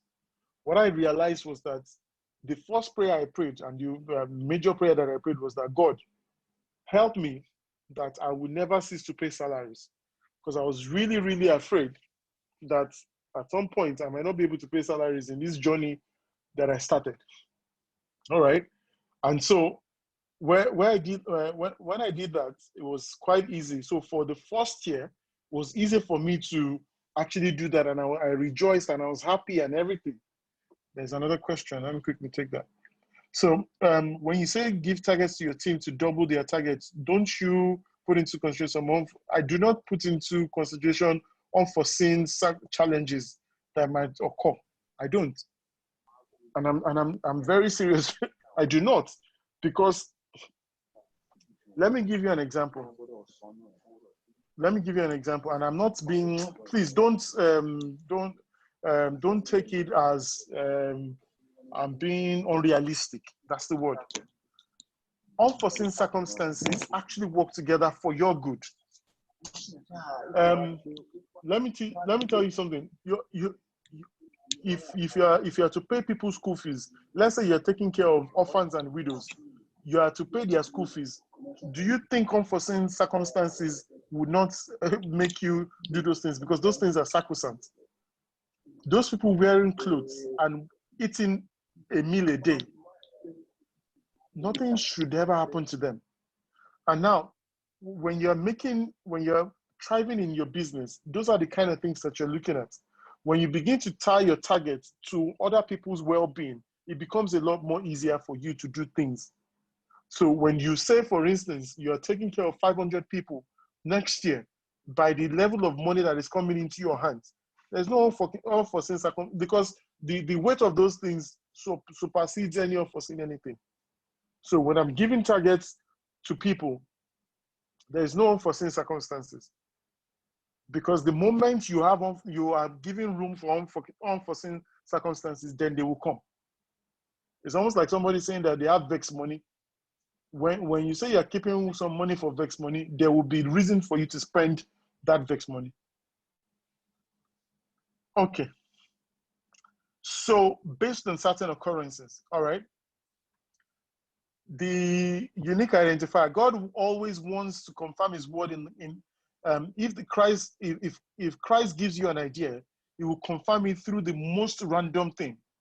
You could be engaging in a totally unrelated conversation with someone and hear the conversation, what God said to you in your secret place, without you having told the person you're conversing with. It could be on the news. It could be through a child. All right? It could be through a child. There are so many things that are happening. There is an interference. Please mute. Excuse me, please.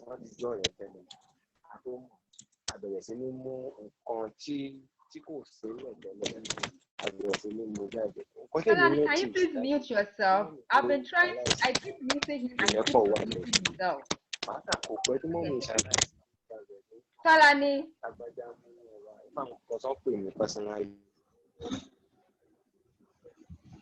Solani, can you please mute yourself? You keep unmuting yourself.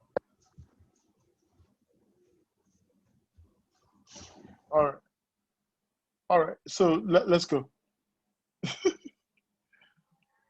So we're going to the unique identifier. So, I mean, listening to God's word and confirming God's word, you've got to confirm whatever thoughts that, God has given to you through something else. All right. So God always confirms his word in Christ. And and when he gives you an idea, it will confirm it through the most random thing. So you're going into your day, for instance. I've learned over time in terms of having conversations with God and with people. Let me give you an example. So currently Cerebri has about 60 staff. All right. Now, this is how we pay salaries. All right. If your salary falls on a Sunday, we pay twice a month, 15th and the 30th. If your salary falls on the 15th of on Sunday, for instance, before you wake up, you're going to get an alert on your phone with your salary. And the same thing on the 30th. Now, I've come to understand that families are dependent on me, not even those people that I'm seeing, not even the staff that I'm seeing in the office. So for every money that goes into people's pockets or into people's accounts, there are families who are dependent on that. Whether you like it or not, those people are either praying for you or swearing for you. So I understand that their advancement is also tied to my own advancement. So if they are advancing, I am also advancing. So the way God teaches you to grow in business, is also on that premise. So you're looking at it from a broader perspective, bigger than you, bigger than what you can even imagine. All right? Is that God will say to you in your secret place that this is how things are being done. So for instance, your child can come to you and say to you, Daddy, it might be gibberish. It might be gibberish, and that gibberish is God speaking to you. So the most potent confirmation will be from the word of God. The word will be made flesh, which means it will come to life as you study the word of God. You will see it in there and your mind will be at peace. So for when you're reading the word of God, there are people who will say, so the idea starts as, a joke. And then after some time, you start to see that, oh, this thing is actually very serious. This thing is very serious. And then you hear somebody say it. You might be watching a news and somebody says XYZ, and you see that. So when I like the question somebody said about what's it called now, and this is where I'm going to. When somebody says unforeseen circumstances, that you will draw water from the rock. That's what the scripture says. Which is why this kind of business idea that we're talking about is not the business that I have an idea. This is God-given idea that you drawing water out of the rock. I'm saying to you that during COVID, we did 9 figures during COVID, that you are sitting at home and we're just making phone calls because there was a PR challenge, there was this challenge, there was that challenge, and you're solving those things, and you're seeing you're seeing a lot even in that space. And then that concept actually just make you fall down and worship God. It makes you fall down and worship God. In COVID period, where you're hearing people saying things about, oh, they've laid off this person, they've done this, organizations are closing, and all of that. Organizations were slashing. In my industry, there was an organization that slashed 80% of people's salary. So you're in that space and you're like worshiping God because of the word because of the word God has given to you. When he says that you're going to draw water out of the rock, it's not a joke. You might be confessing that word, that I'm going to draw water out of the rock. When the rock comes, you will know that this is the word of God being fulfilled in your life. So the most potent confirmation will be from the word of God. So never go into business without God giving you a word concerning that business. A word concerning that business. It will come to life as you study the word of God. And every now and then, God will manifest himself as you keep going. After the confirmation, you will be your initial first step. Christ will not force you to do anything. After you get your confirmation, you then need to start to take steps in fulfillment of what he has showed you. Most times, this is the place where most people miss it. Because God has showed you a concept or an idea, doesn't mean that he will do those things. It is as you step out and start making certain moves that it begin to make your path shine brighter and brighter. For as the body without the spirit is dead, so is faith without works is dead. So it's when you start making moves, that's when it starts to perfect that. That's when it starts to perfect those things. As you begin to make moves, it starts to make adjustments. It starts to show you that, by the way, this is this thing. No, I would never have thought, honestly speaking, I would, if somebody had told me that, yes, it was my plan for me to have diverse business. And so I went into this and this happened. No, I didn't think about having loop base. I didn't think about AutoFit. I never thought about AutoFit for the life of me. All right, so there's a case study here, all right, which was on LinkedIn, and I wanted everyone to actually look at that case study. And it talks about 12 principles on which to build business. The first step it says practice taking the second step. You have to go a little further. Every single person, you have to go. Can you see the case study? If you can see the case study, please just raise your hand. All right. So I like you guys to read through, all right, which is always do more than anticipated and expected. Surprise others by paying attention to the little things that others don't. Be different. So there are quite a lot more things other than, being spiritual and everything. The golden rule works if you walk it. Make people first things. Make people first things. Think of others first. Treat others like you want to be treated. Practice thoughtfulness. When you think of customers, they will think of you. Focus on profit with a purpose. Let me give you an example. Back when I started, we used to peg our profits at 70%. When I saw it in the scripture that God actually demands 100% profit, that was when I had rest. And I told my people this year that we're doing 100% profit. Matthew 25, go and check it. Those people who multiply the talent was 100%. All right. So when the word of God becomes your, what's it called now? Your go-to for every instruction, you are delivering things. You are delivering value. Know your yeses and your nos. Be decisive and make great decisions. All right. Make the move from owner to overseer. This is where we are. We must all be. Make the move from owner to overseer. So that's what I do now. I just basically just oversee and practice stewardship, steward leadership. I'm not going to chase you for what's it called. Everybody knows what they are supposed to do for us to be able to do the things that we need to do. So I'm not going to chase you. I don't micromanage anyone. Trust the law of sowing and reaping. That's principle 6. Believe and ask for the impossible. That's the word. Believe and ask for the impossible. There are quite a lot of scriptures in this. Build for the 4th generation. Know the order of things and walk the order. Improve your team to improve your organization. Do things today that would impact today and tomorrow. Walk to well done. God bless you. I hope I've been able to impact some knowledge and beyond knowledge. I'm hoping that every single one of us will be extremely productive in our personal lives, in our businesses, because the world needs every one of us. The world truly, truly needs every one of us. God bless you. If there are any questions, please let me take them and then we can wrap up. Thank you so much for having me, Covenant Capital. Adejoke, over to you. Yes. Pastor Wale.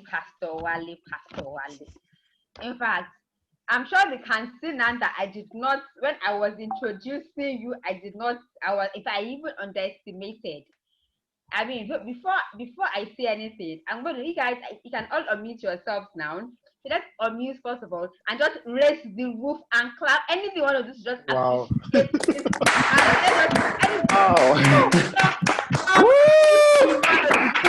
Thank you. Thank you so much, man. That was awesome. That was wonderful. Thank you very much,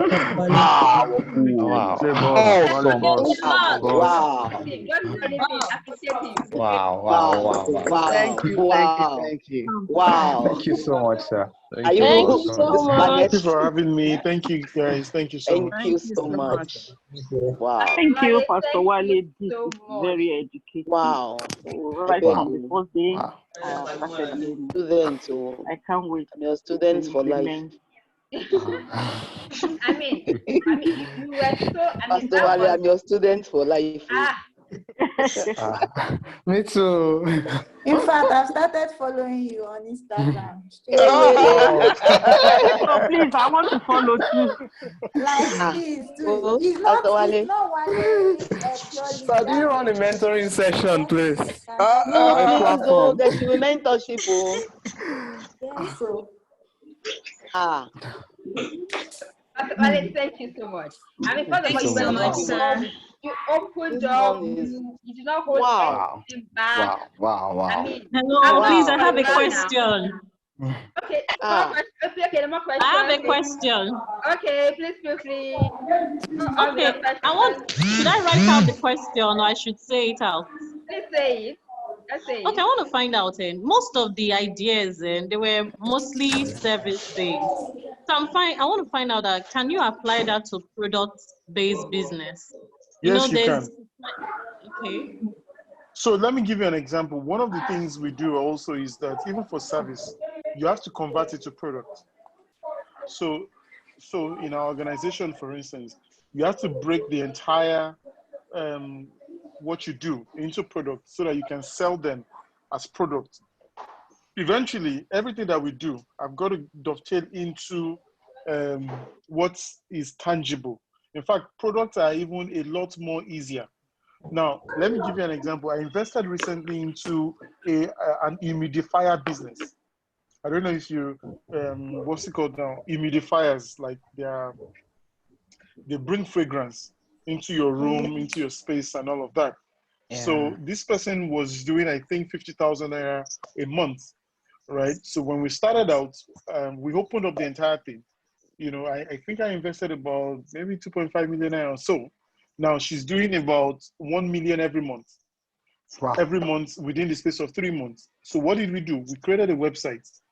All right. We enlisted on Jumia. We enlisted on Konga, and then we just did 50,000 naira promotions every month. You know, for that particular business. And she's on Twitter, so she basically just markets the entire thing, and it blew up within 3 months. So what did we do? We then packaged the entire thing in such a way that, because you need to know that most people don't know what they want. Most people on the average who are buying stuff, they don't know what they want until they see it. So when we started creating the things, we created it into products. So even your existing products would have a target audience. Do you understand? Your existing products right now. So not everybody will be able to buy an iPhone, but they will be able to buy something that is close to an iPhone if you can sell it in such a way that this thing does as much as what iPhone does. Do you understand? So, because it's the functionality people want, not mostly the product. If the product can function to what people want, they will buy it. So a lot of the time, we need to play up the functionality. We need to play up what the thing does. Do you understand what I'm saying? So all the things I've said can actually be, what's it called now? Product specific. What Jacob did was to create a product, all right, that has never existed before, by ensuring that the spotted animals were mating in front of something, in front of the water. So he created a totally different experience, a different line of product from what even Laban knew.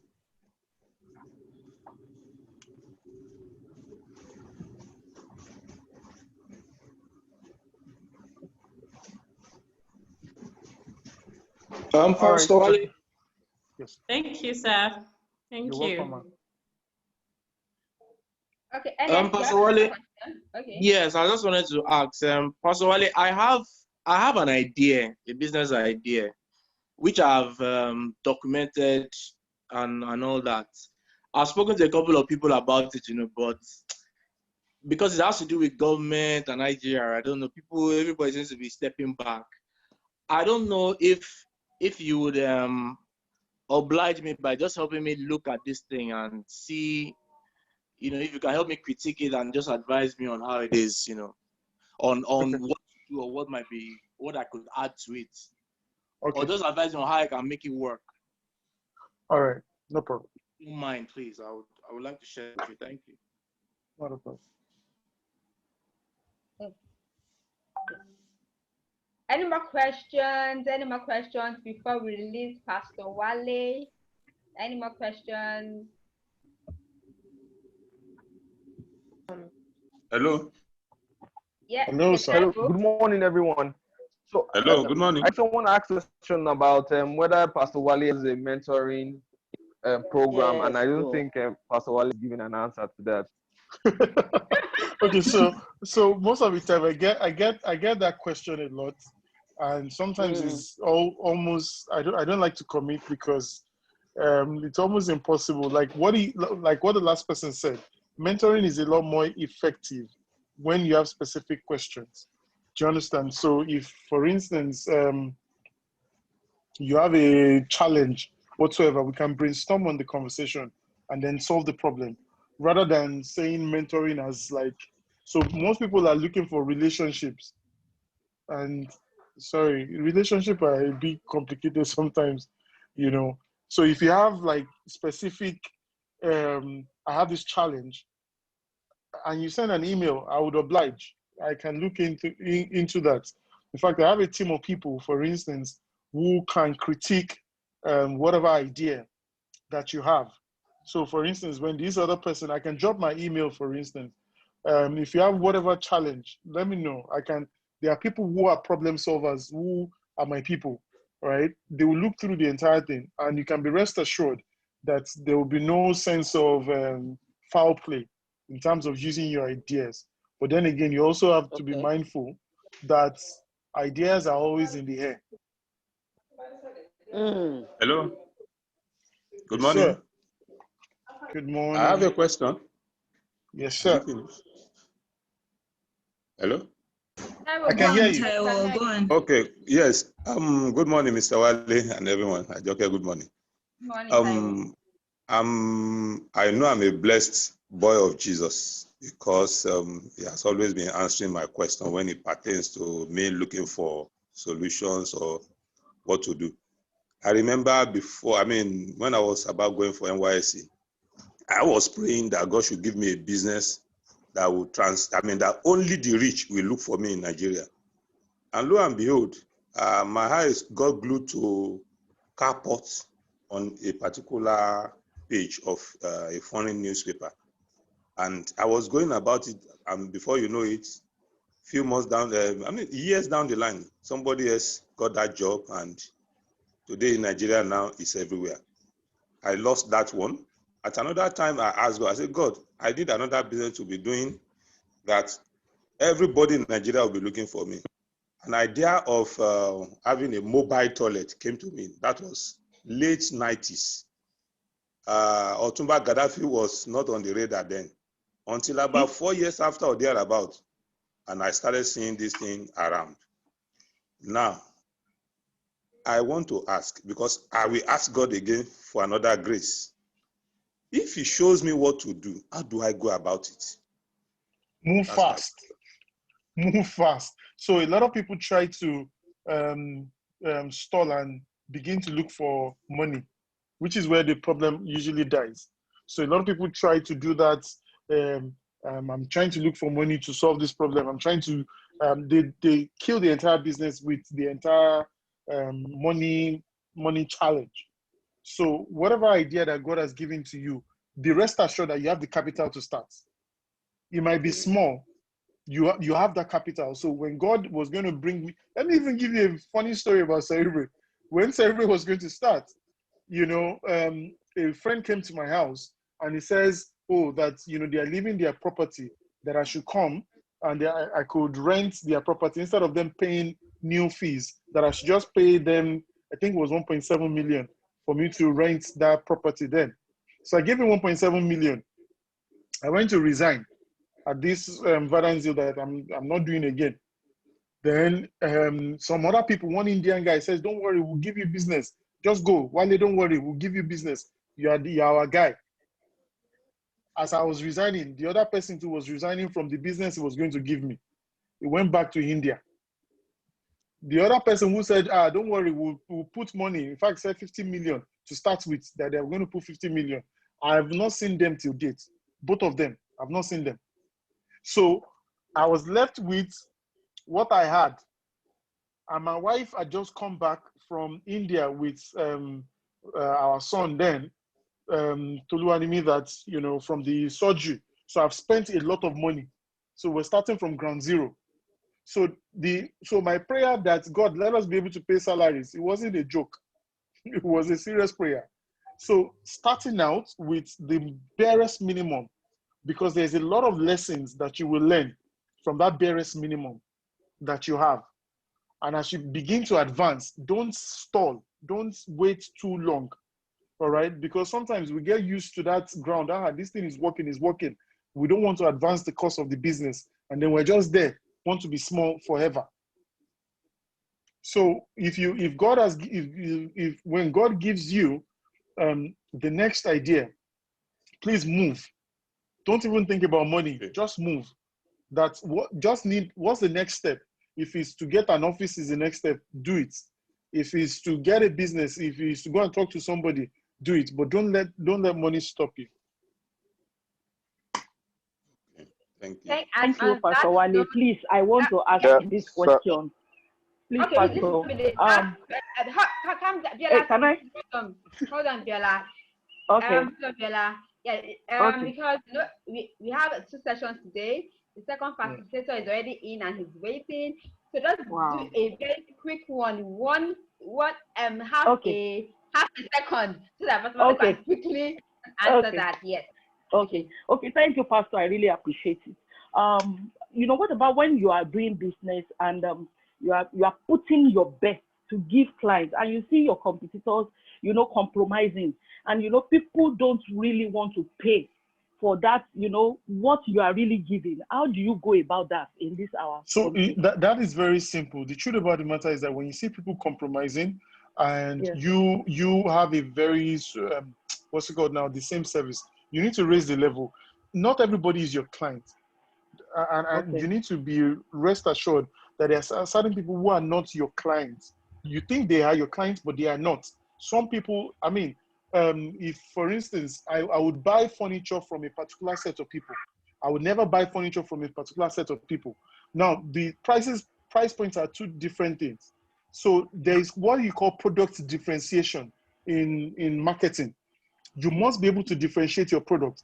So when people see Ebuka's or Ebuka's Agbada, it's not the same amount that as Taylor Laurent. Right?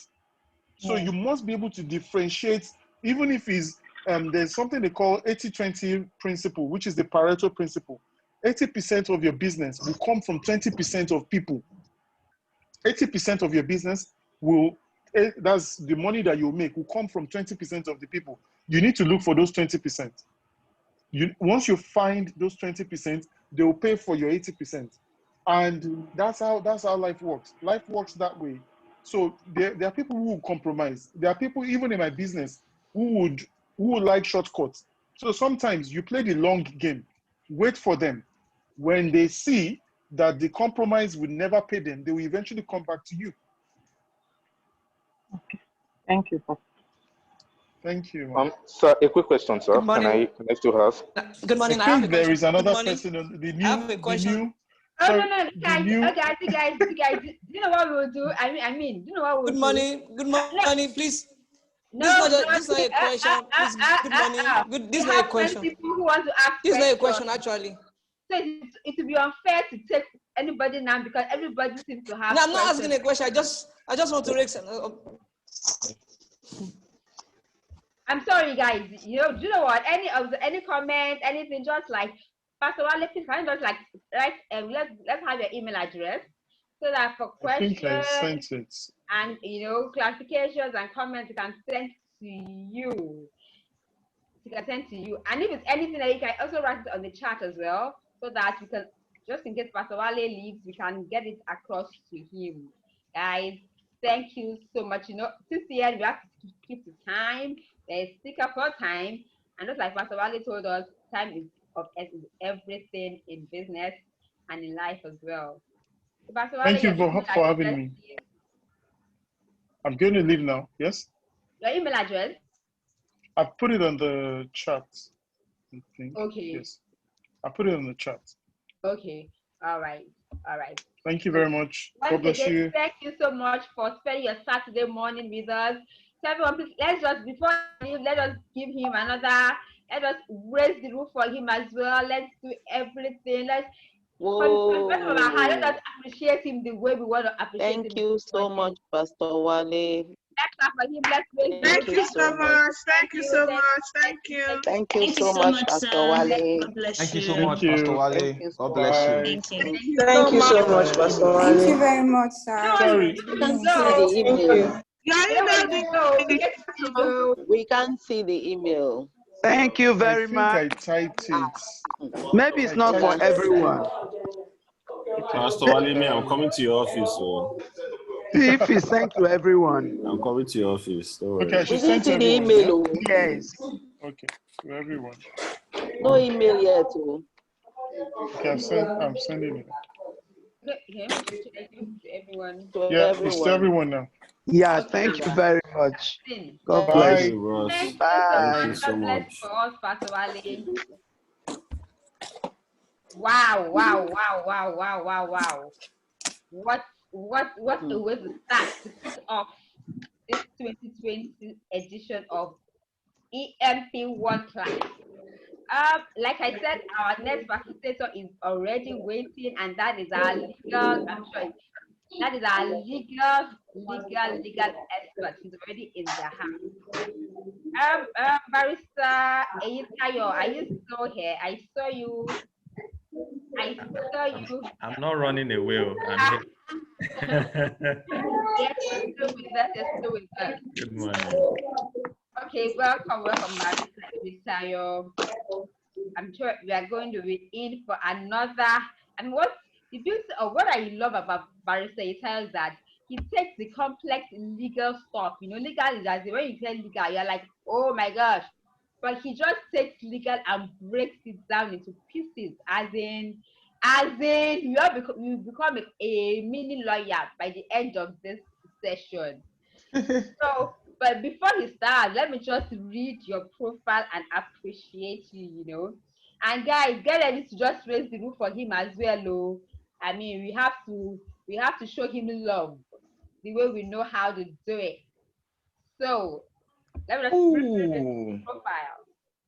Barrister Eyitayo Egunyemi is a broadly experienced SME-centric legal practitioner, a business advisory consultant, and a founding partner at Law Ascent.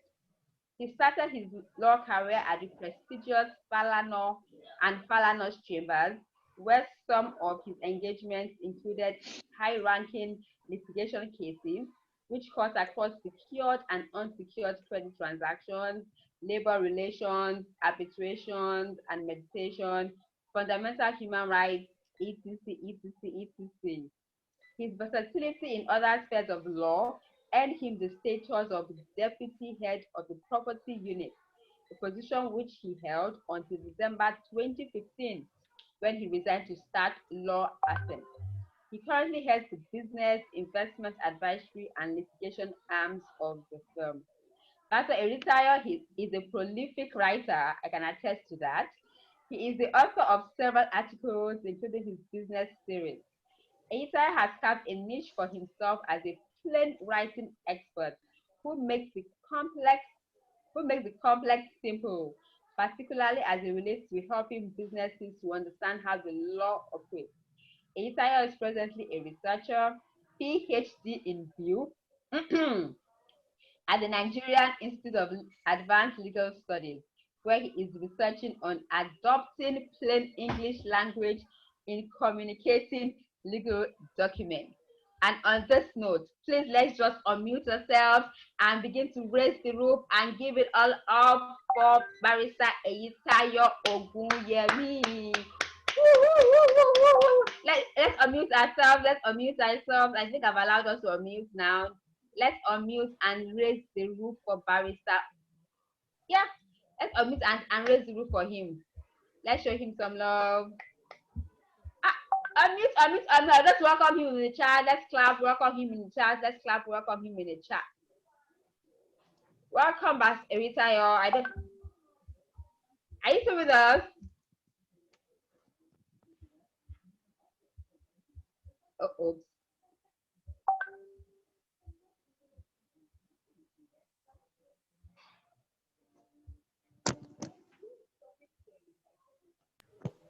Hey. Okay. All right. Good morning, everybody. We were muted before. So I'm privileged to be here. Good morning. And thank you, Sister Joke. Thank you for thank you for the privilege. I trust everybody can hear me. I missed Pastor Wale's session. I came in a bit late, but I was also privileged to, get some points from what Pastor Wale said.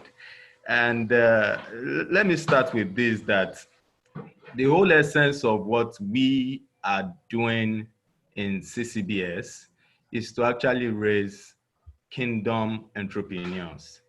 And our prayer and our goal is every seed that is being dropped would find a very fertile ground within the hearts of every participant, so that it will be a reference point that you guys participated in this session. Now, what I'm going to be doing this morning is to try to guide you. In the room. Okay, can everybody mute, please? So what I will be doing this morning will be to guide you from the legal perspective on how you can set up a business to last. Last means to stand the test of time, to become scalable, to grow, and to also be very effective. My colleague will be here by next week to talk about corporate governance. But my intention this morning will be, let's even start from the very foundation of it. Let's start from the genesis of you doing business in Nigeria. So I'm going to be discussing setting up business structures, and I would focus heavily on the legal and regulatory perspective of this topic. Now, I urge you to please prepare your questions. I'll put in every effort because I love that we make this as interactive as possible. So please prepare your questions. Let's do this together. Now, it's like a diagnostic period. So as much as you hear from me, you could have questions, please put them in. And then when you have something drop to your heart as well, please ensure that you write them down and run with those things that drop in your heart. So I need not dwell too much on this. I've been introduced earlier on. So let's just move straight to what we have to discuss together this morning. Now, I said earlier on that what we are going to be discussing has to do with the genesis of business in Nigeria.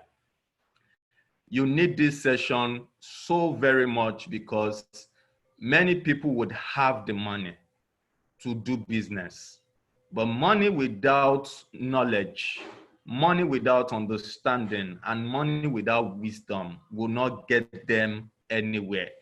It can get them some miles, but it will not last them a journey. You need this session because many people, money is not the problem. Non-financial issues are the problem. And I tell people that, look, when you have this kind of knowledge, what it gives you is it gives you a competitive advantage such that with that competitive advantage, you are able to be ahead of competition. So I want you to focus heavily on this session. I want us to do it together, and I want you to be free to send in your questions. It's not a crime to be unsure whether you are quite correct about something. Neither is it a crime for you to open up about those areas you are not understanding or even not getting right. Just a month or two ago, I was in a session in one of the communities, and one of the participants talked about the fact that she's been battling and struggling with growing her business because of a concern she's kept for a while. And what was the concern? The concern was regarding tax. She didn't know how to go about it. And because of that problem, she started using her private account to, collect money from clients and all of that. Now, you might agree with me that that has a way of affecting a structure. And then 2 wrongs will not make a right. But the fact that even in the midst of 100+ people, she was able to open up, she got a very good response, which transformed everything about her business. So guys, I have to share that story so as to encourage you that you should feel free to open up, feel free to, because that question you have or that problem you think is peculiar to you, there are a whole lot of people that may be able to benefit from the same challenge that you might be facing. So let's make this as interactive as possible. Now, having said that, my intention in this session is to guide you on 4 different areas. Interestingly, the principal law that regulates business in Nigeria was recently reviewed. It was recently amended such that a lot of questions have popped up from the workability or even the practical applicability or the practical workings of that law. We've heard so much about how the law affects associations, which includes the churches. But we have not heard so much about how the law applies to businesses.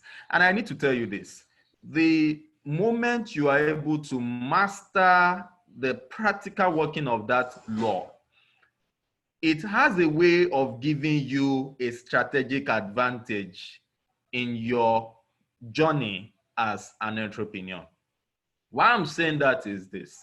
The people that arrive early, they have a way of achieving more, especially when they have an understanding. Many people might arrive early, but those who have the understanding, they have a way of achieving more. So it's a whole big privilege to have this kind of session because you arrived early, and you should not joke with the knowledge that you can convert into wisdom in your business dealings as far as the law is concerned. So we are going to be discussing the 4 popular registration options as far as that law is concerned. Then we'll look at the 3 available structures for businesses, broadly speaking. And then we'll try to look at the advantages and disadvantages of each of those structures. And we would finally take it into basic compliances for each of those structures. And if time permits us, my desire is we could look at other frameworks, which includes intellectual property protection for your business, because many people do not take ownership of what they own already. They do not go the extra mile to take legal ownership of those things. I wish I could give you an example, but I would make it, I wish I could just open up in detail what I'm talking about, but I will make it, I'll just give you just an example, which would not, I would not talk about the exact entity in question. Just this week, a client walked into our office, one of our community members, and he wanted us to register a company for his brand, and he wanted to protect his the name of that brand as well under intellectual IP laws. When he gave us the name, we found that that name has been in use for years by a business in Nigeria. That business has moved on from being an even MSME to becoming a large entity. So we hesitated at first by telling him that, look, you need to change this name because the name is in existence and being used by XYZ company. And he said, no. Having listened to us and having looked at the way the whole thing works, now he understands he needs to take ownership of what is rightfully is, legally speaking. And he said he's done his check, he noticed that they didn't protect, and that was the shocking part. We checked up as well, and sadly, but what do we do about it? We found that the brand, even though was operating with that product name, did not take ownership of the name in form of intellectual property protection. And that was a loophole. And what do we do? So here was a new company saying, we want to register this and we want to own it. So this is where you also need to ensure that you have basic understanding of how intellectual property operates.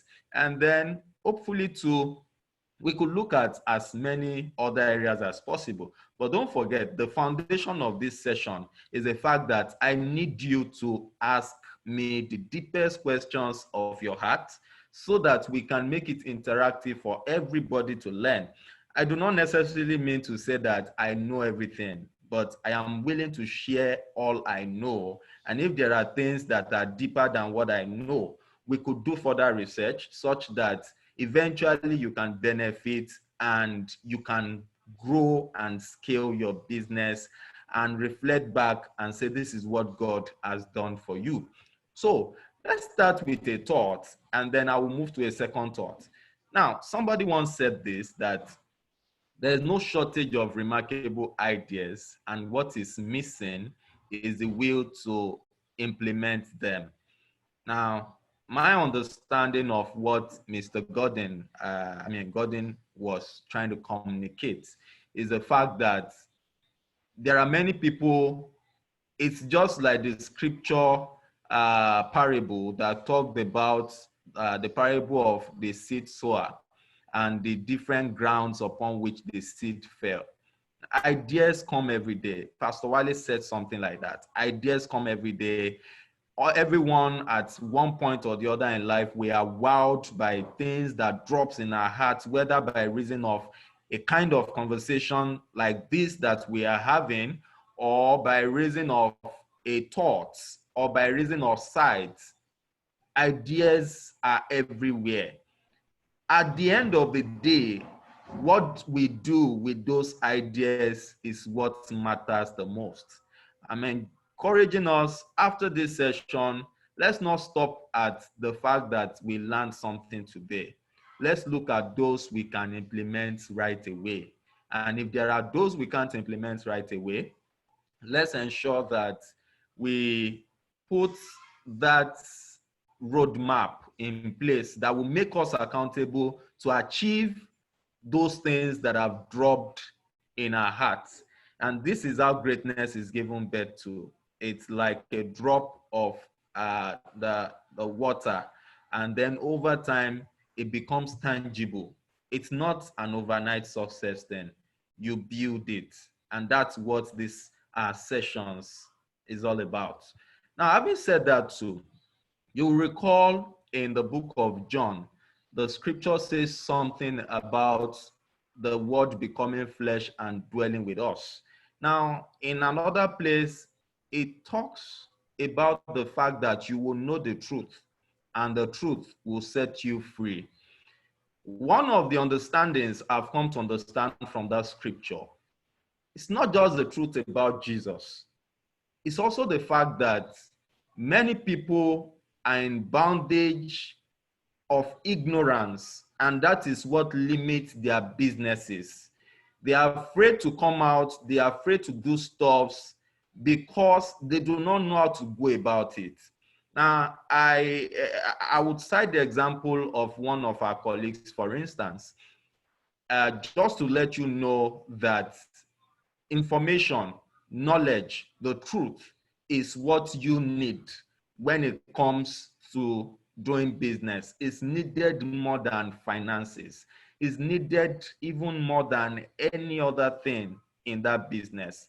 So somebody gave the example, for instance, about his desire to enter into a business that would have to be in the public space or would have something to do with the government, and that he had shared with people, and that they've been skeptical about joining or something, and was asking if Pastor Wale would be willing to help him look through.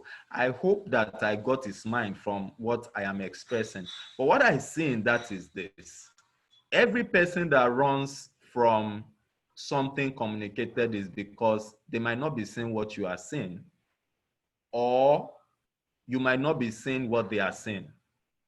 Knowledge and truth has a way of giving you strategic advantage. And this is why it is said as well that, Pastor Pojo has said this so many times, that you need to envisage the future. And I listened to this recently as well, that at least you should know in 3 years' time, 5 years' time, you should envisage it and then plan your journey back to the day that you are in. And that way, every of your team members may not see what you are seeing. It's just like the prophet who had to pray that the eyes of his servant be open to see that there are a whole lot of hosts that surrounds them, even in the midst of what seemed to be an obvious disadvantage. So I've delved into all of these things for you to know how deep it is what we are doing. that it is a deep spiritual mystery, and every of the things that we've brought, even from the knowledge, the available knowledge, if you apply that deep mystery to it, you have this big advantage that you have no choice but to succeed on a very large level. So let's come to the first line of action, which I said I will share this morning. The 4 popular registration options under the Companies and Allied Matters Act 2020. I will be talking about 4 of them. The first is the incorporated company option.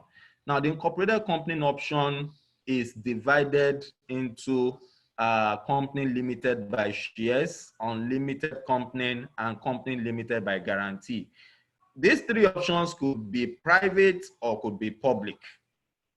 Let's try to understand all of these things in the layman perspective of what they mean.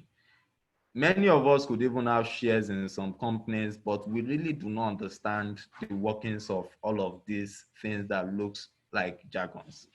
Now, the word limited by shares, and please, law or whatever, try to understand the simple meaning from English first before anything. The word limited means there's a limitation. And then by shares means the limitation is based on shares. Shares in the regular definition, it refers to unit of ownership that you can have in a business. So instead of saying I have 50% of a business, you could say, for instance, that if the total shares of the business is, say, 1 million, and then you say you own 50% of the company, it simply means that you own 500,000 units of the company's shares at least. So you see that all of those things, they have to do with qualifying what limits or what does not limit the entity you are dealing with. And it's important not for yourself alone, but for you to also understand how the entities you are dealing with, how they are configured and what their limitation is like. So when you hear the word that a company is limited by shares, it means that the co-owners of the company, the limitation of the co-owners is according to the number of shares that each of them has in the company. And when you hear the word unlimited company, it means that those people that come together, right, their liability as far as the company is concerned is unlimited. So let me go to the third one, and then we look at this from another practical perspective. Now, the third one says company limited by guarantee. You would agree with me that that simply means that the limitation of the members is according to the guarantee that each of them has given in the business. Now, we would look at this from another practical perspective, which is, why should you care about all of these differences? You need to care about all of these differences because it goes a long way in determining the kind of structure that you would have for your business. Whether as an investor or as the founder or as a member of the team, if you are going to be investing or starting up something that is for commercial purposes, the question is, and then we assume that you have co-owners, the question is, do you want your liability to be at large such that whatever happens, the creditors, those people the entity is owing, let's assume that something goes wrong, those people that the entity is owing can come against you all alone. That is what unlimited company is like. Otherwise, do you just want your liabilities and also your benefits to be limited by what you have brought on board? That is what limited by shares is all about. And then the company limited by guarantee, by reason of the fact that third parties, meaning the co-owners, the members are coming together to say, we are guaranteeing that this business is going to be fine. Nothing will be wrong. I'm guaranteeing 20% of the business. Whatever goes wrong, I'm guaranteeing 20% liability and all of that. So this is why company limited by guarantee is company limited by guarantee. And then you see also on the face of it that company limited by guarantee is not commercially viable. It is actually even better for social entrepreneurs whose desire is to go into charitable aims. So you want to do education projects, you want to reach out to the poor, you want to do stuff. Interestingly, churches and other associations could even be registered as company limited by guarantee. And one of the interesting things, if we have any member of this EMP1 that is looking to register a church or an association or looking to, create a social business in the sense of the idea is not to make profit really. The idea is to start something that you can use to transform lives, which you can easily qualify as a charitable entity. This is a viable option. Even though the debate has been out there about registering associations, CAN has been out, a lot of our pastors have been out, but it still surprises me that I've not come across anybody that is looking at the practicality of doing what they are doing using company limited by guarantee instead of registering incorporated trustee. This is a viable option that even addresses the concerns out there. So you might be out there and your desire is to start not a core commercial or not even a commercial entity. You just want to start a charitable entity. A company limited by guarantee might just be a very good option for you. And like I said earlier on, it could be private company, it could be public company. And I usually would tell people that dealing private company is the most realistic option, because what's the difference between these two words, private company, public company? The first key difference is the fact that a public company is allowed to do stuff publicly. I use that word loosely. And then let me try to now start addressing it in a more concrete form. So you hear the word Nigerian Stock Exchange. A public company is allowed to have its shares quoted on the floor of Nigerian Stock Exchange. A public company is allowed to even advertise in newspaper, in any media, be it even social media, interestingly, be it radio, be it TV, be it newspaper. You would not find a private company calling for people to come and invest in their shares, and that is what makes it private. So a private company does funding through private placements, meaning luring people privately through private forums, talking about the business and getting investors on board. But you would not see a private company dealing publicly to call the public to invest in it. So that's what makes it private. That's what makes public company to be public company. And we'll go to another deep part of these entities as we carry on. So let's look at the sentiments that relates to registering as an incorporated company. As an incorporated company, one of the sentiments that it brings is the view of people that trading as an incorporated company carries more weight. And why? Because people tend to take you more seriously, and because they feel that your books are audited every year, there is a smaller chance of you being a fly-by-night operation. And then I mean it that theoretically, at least. Now, what is this all about? Under the law that regulates companies, every incorporated company has to do so many things. They have obligations. One of such obligations is that they must audit their books every year, and they must file annual returns with the audited reports. But this is not a prescriptive measure for some other forms of company registration. So you'll find that because the books of these companies are accessible publicly, it's easier for other companies or prospects customers to want to deal with them.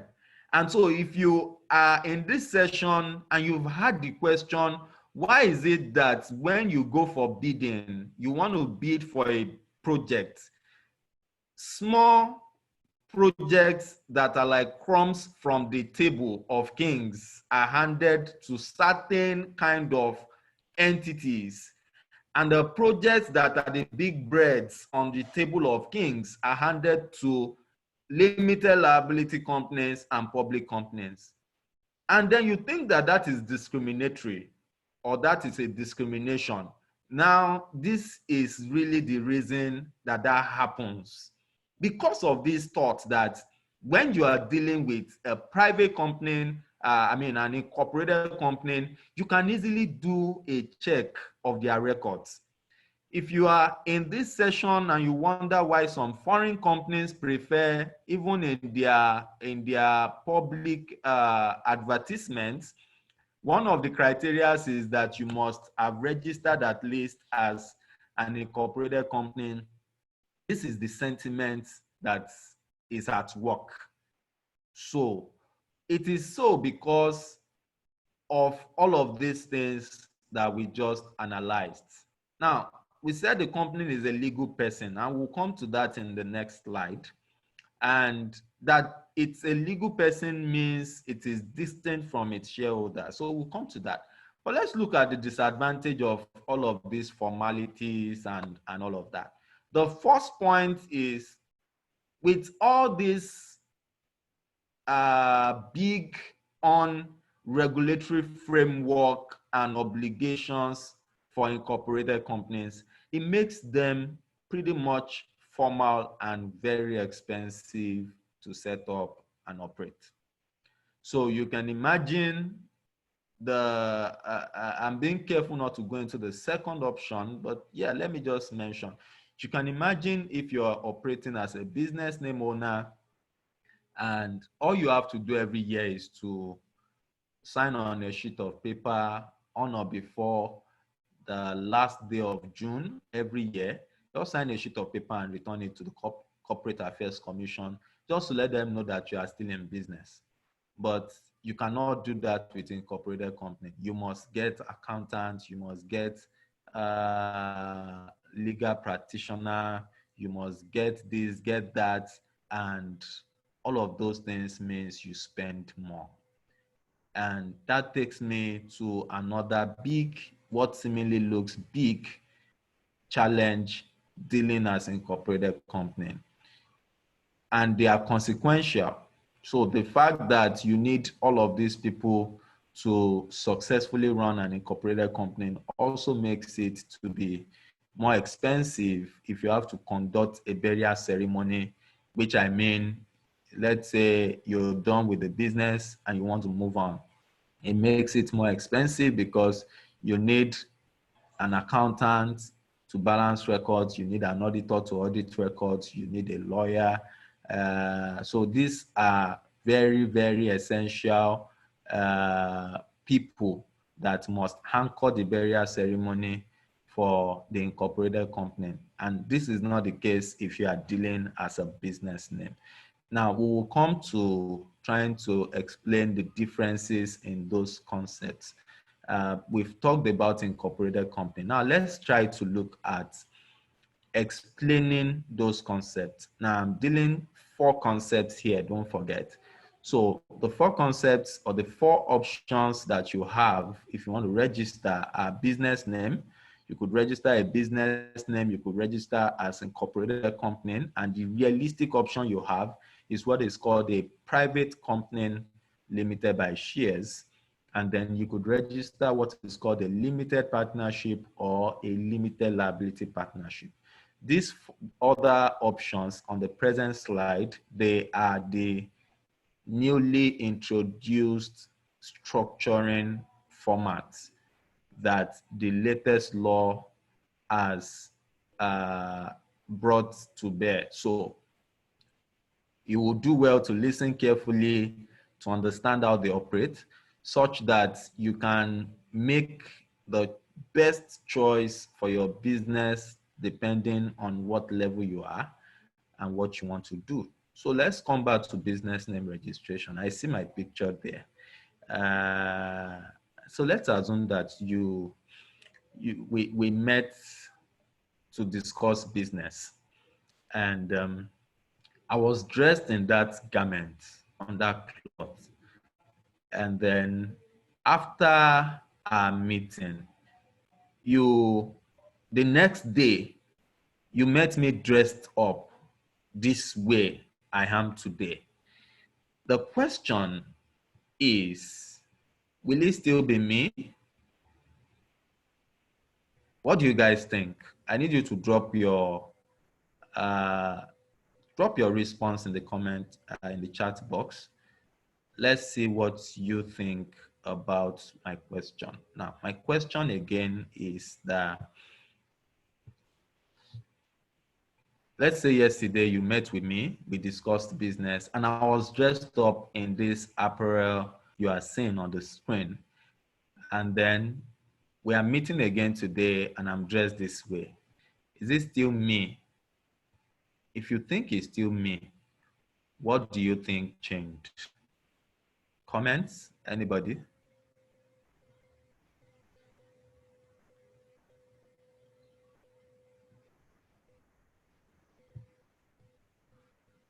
I hope I'm not the only one here.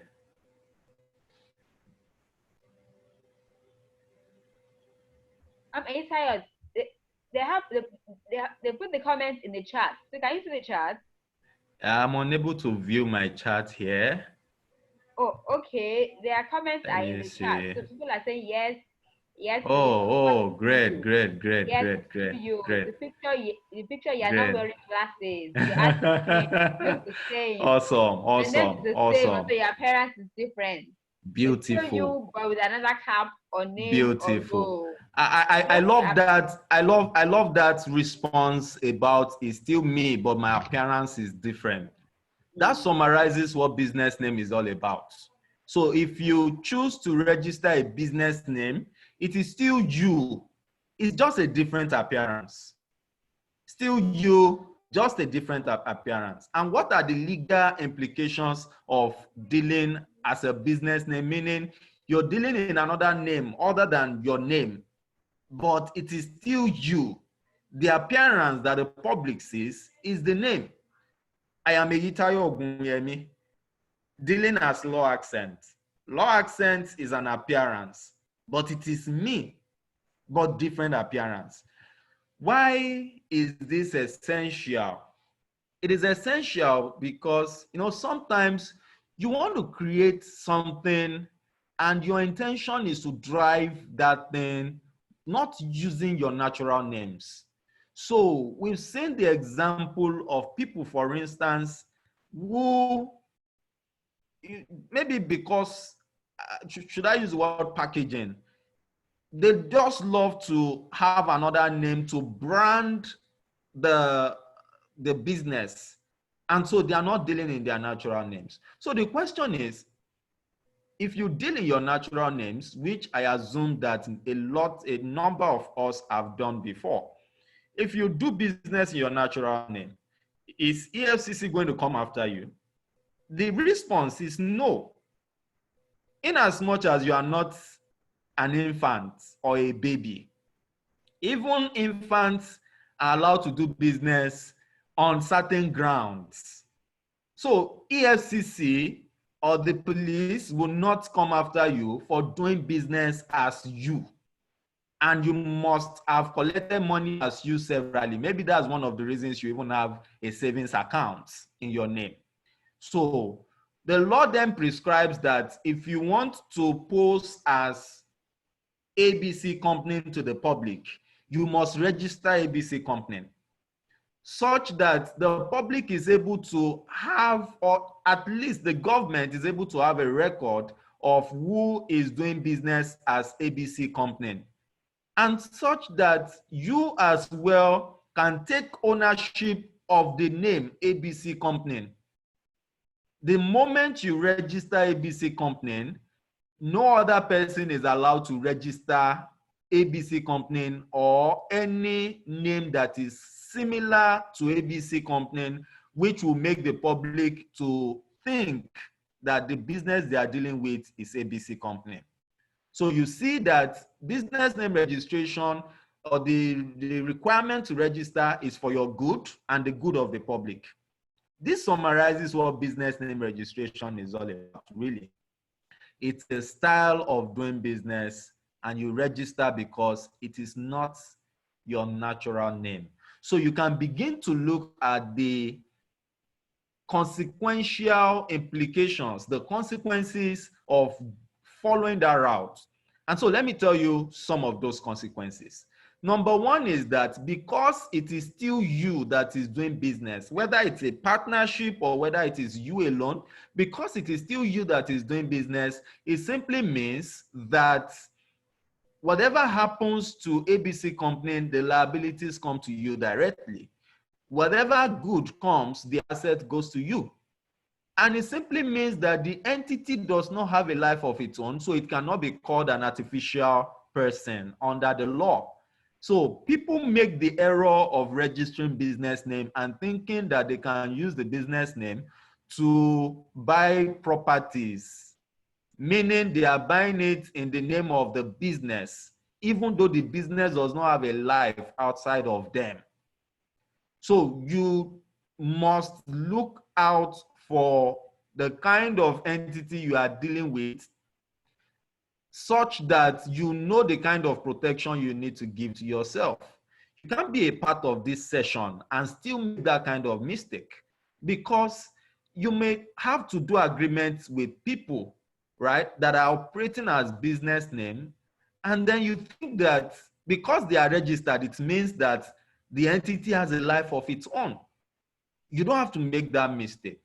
And what I prescribe for entrepreneurs is, when you find that your client is dealing as a business name and you need to enter agreement with them, choose to enter the agreement with whether it's the sole proprietor of the business or the partners in the business, and let it be stated in the agreement that they are trading in the name and style ABC company.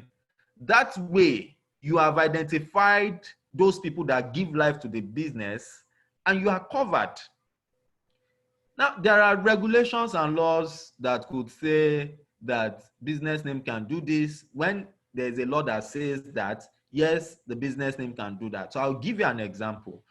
For instance, there are lots of state court practices that allows business names to be sued in the name of the business, and allows business names to also sue in their.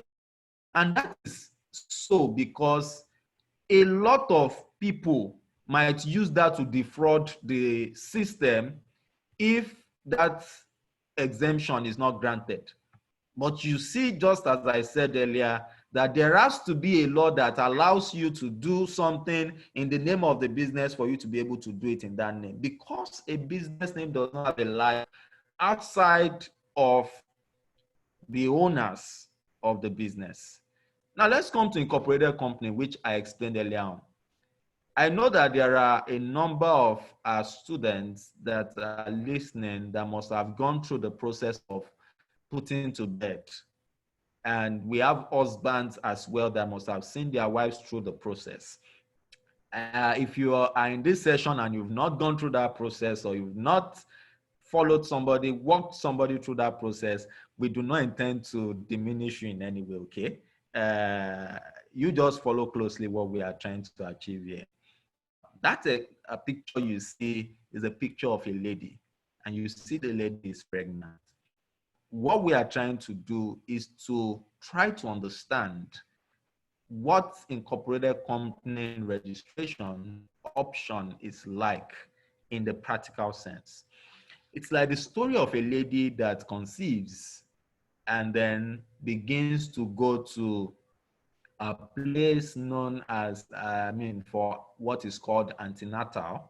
And then at the antenatal, she meets with professionals that guides her on what to do to have a healthy delivery, the kind of food to eat, and all.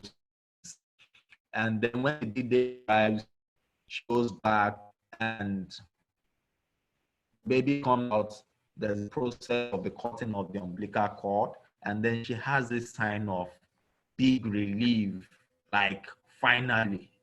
But before that relief, she must have passed through decisive moments of life where perhaps, well, not all ladies pass through this, but perhaps she wanted to go to work and baby in the womb said, no, I don't feel like going out.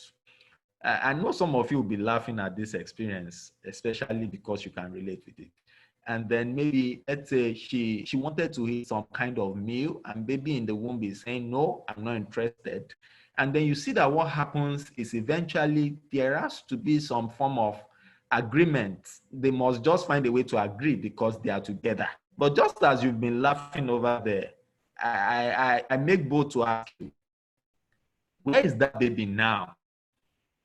And you still call baby baby.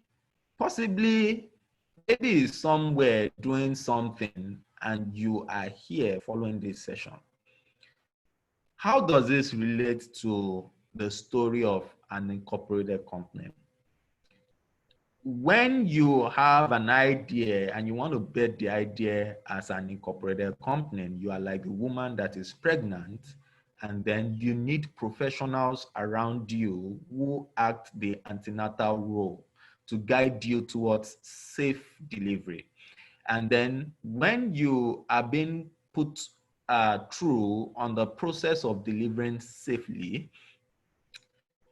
the deed comes, having done all of the necessary things, you put to bed at the maternity ward, which is the Corporate Affairs Commission. You get a certificate, and what you just did was to give birth to something different from you. And this is why incorporated companies are usually known as artificial persons, because we are natural people. And when you hear the word artificial person, it means that it can do almost everything that a natural person can do.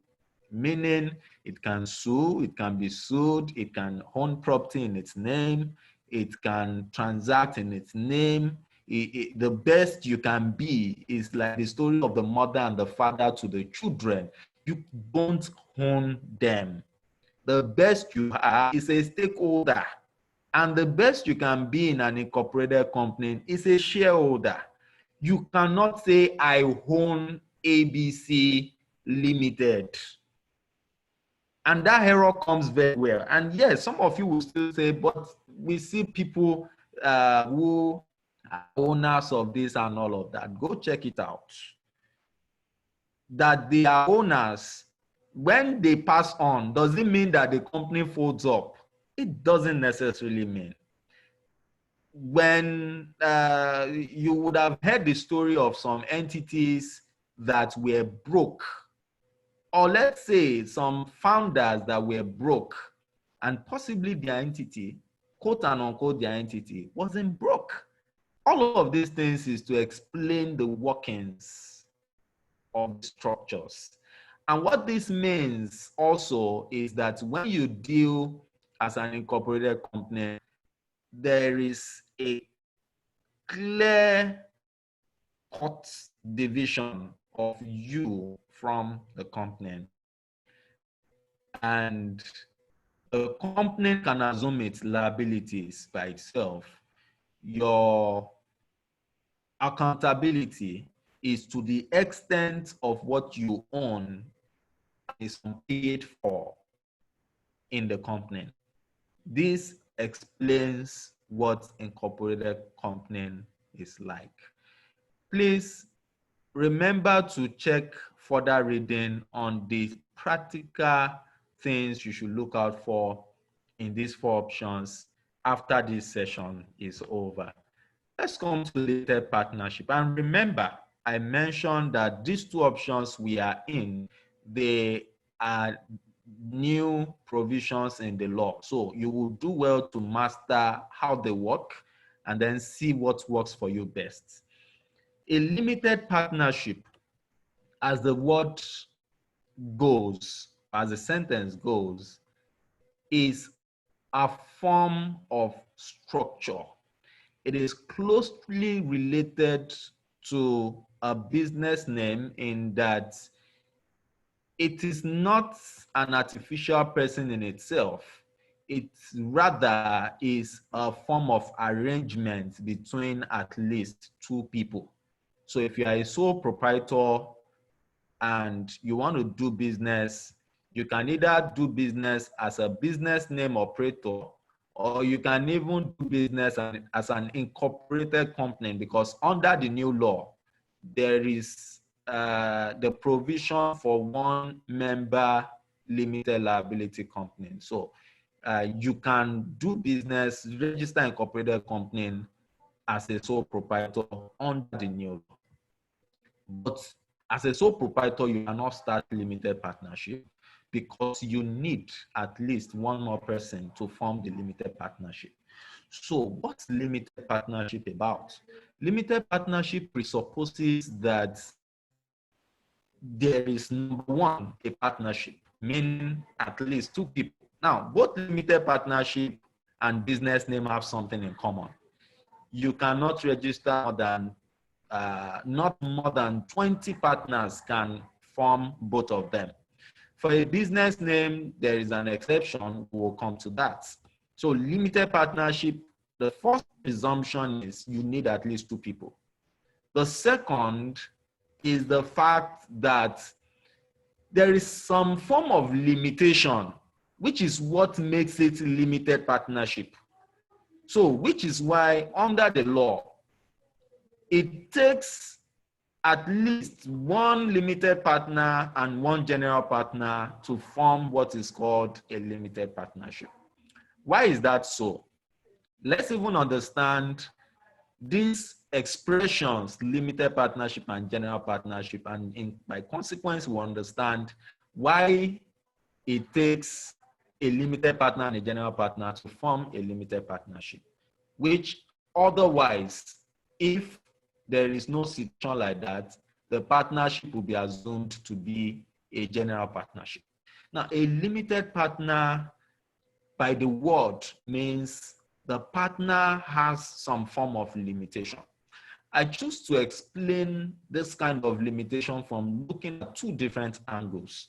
The first perspective is the limitation in terms of business engagements, the day-to-day activities of the business. A limited partner is not necessarily involved in the day-to-day activities of the business. The second angle to it is the limitation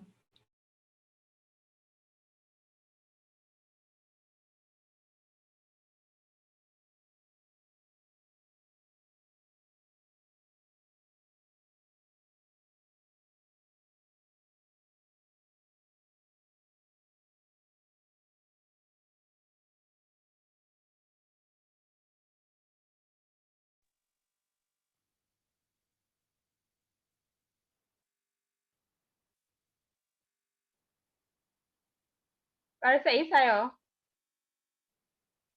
Barrister Isayo, we can't hear you. You need to connect your audio.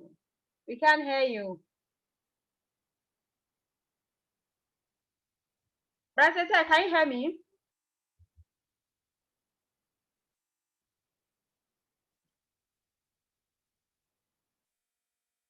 Barrister Isayo, can you hear me?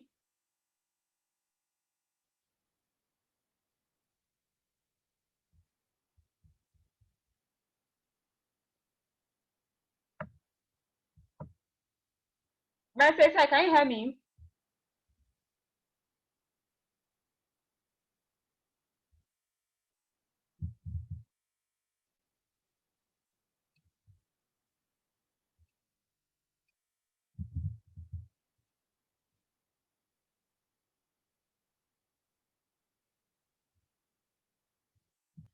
Can you check your audio? We can't hear you.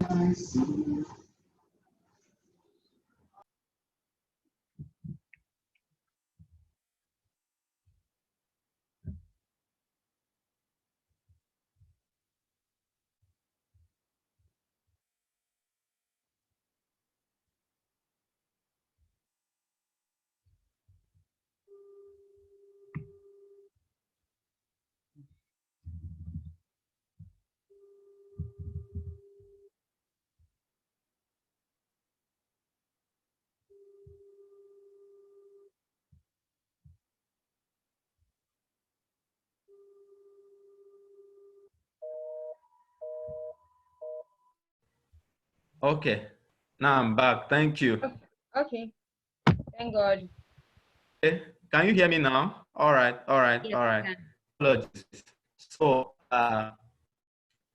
I was trying to explain the difference between limited partner and a general partner. So a general partner is for the purposes of the business. Remember, we're saying from two different angles, the engagement level and the investment level, which transcends and also, gets to the extent of liability level. So a limited partner in most cases is just an investor. It's not the day-to-day guy that operates the business, invests or she invests or it invests, and that's about it. Now, what the law says is that in any situation where a limited partner now decides to actively participate in a deal, I use the word to mean a contract,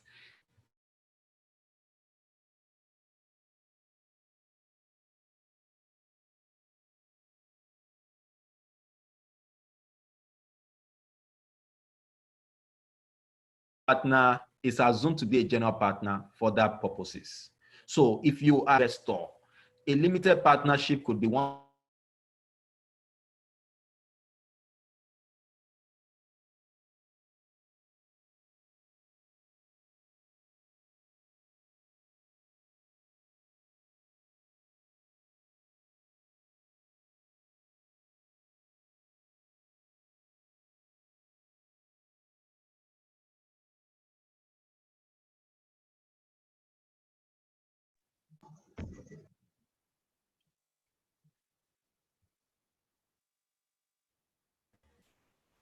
Okay, my apologies. So a general partner is in full time, right? And assumes ability on a general level. So it takes at least one limited partner and one general partner to form what is called a limited partnership. And then we move to limited liability partnership. A limited liability partnership, just the same way the name goes, it means that, number one, there's also a limitation, right? And it's a form of partnership. But what differentiates a limited partnership from a limited liability partnership is in two areas. The first being that a limited liability partnership also has a replica of the story of an incorporated company, meaning that the incorporated company, what we explained about it being an artificial person, having a life of its own and all of that, those features are also in limited liability partnership. So we could just sum it up this way. You look at these two options here, business name registration and incorporated company. As far as partnership is concerned, they are recreated in these two options, limited partnership and limited liability partnership, recreated in terms of whether it has it's an artificial person and whether it can exist outside of the partners. So a limited liability partnership can accommodate everybody.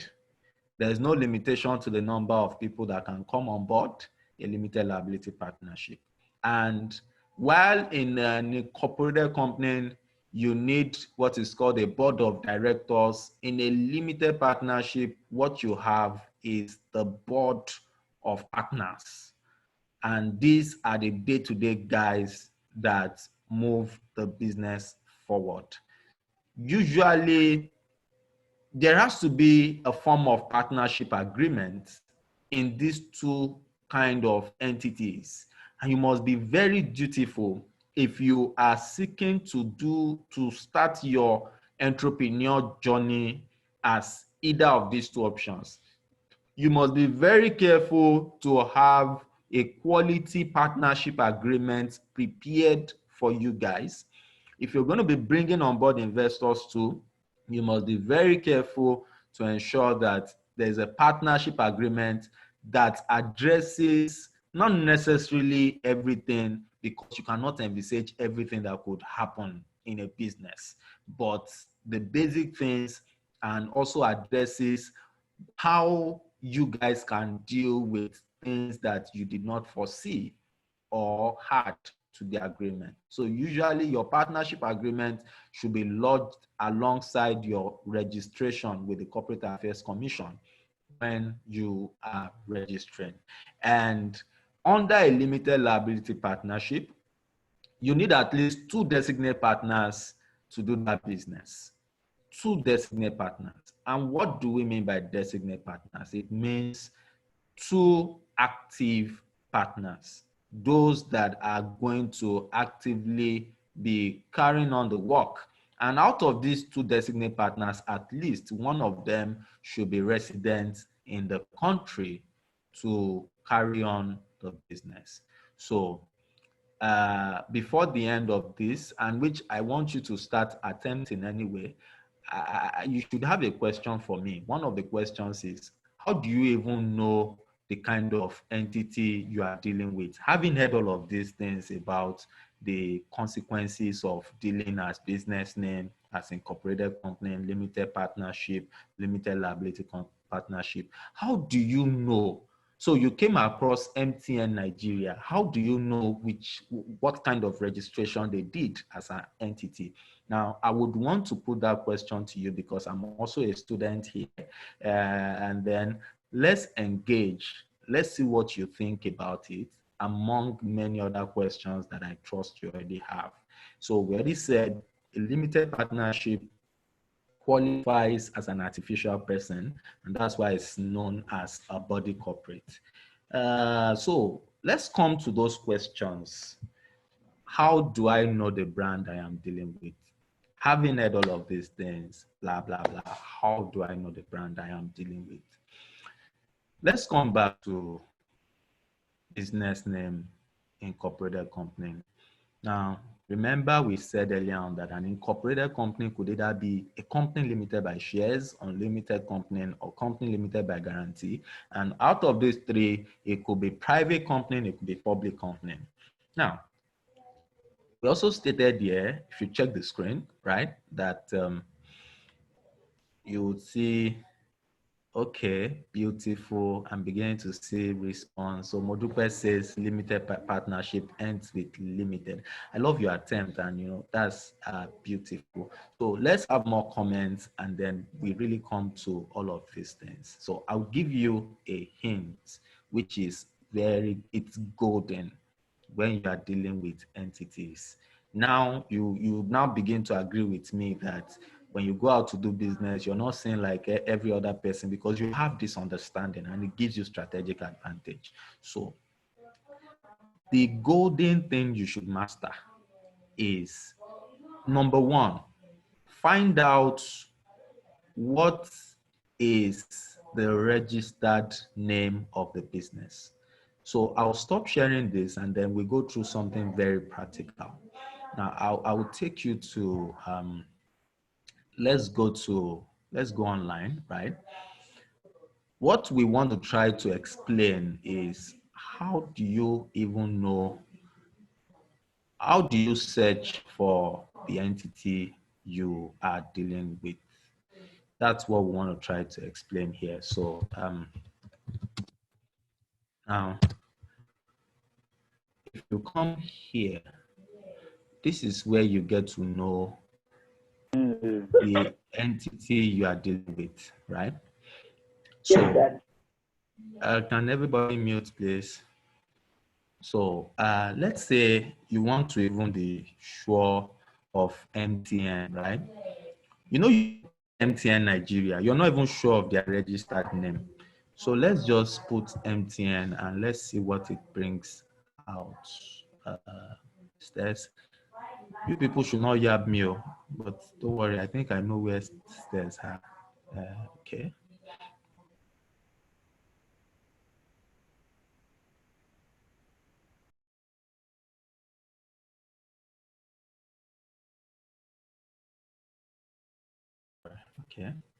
Okay, so you see, I believe you are seeing my screen, right?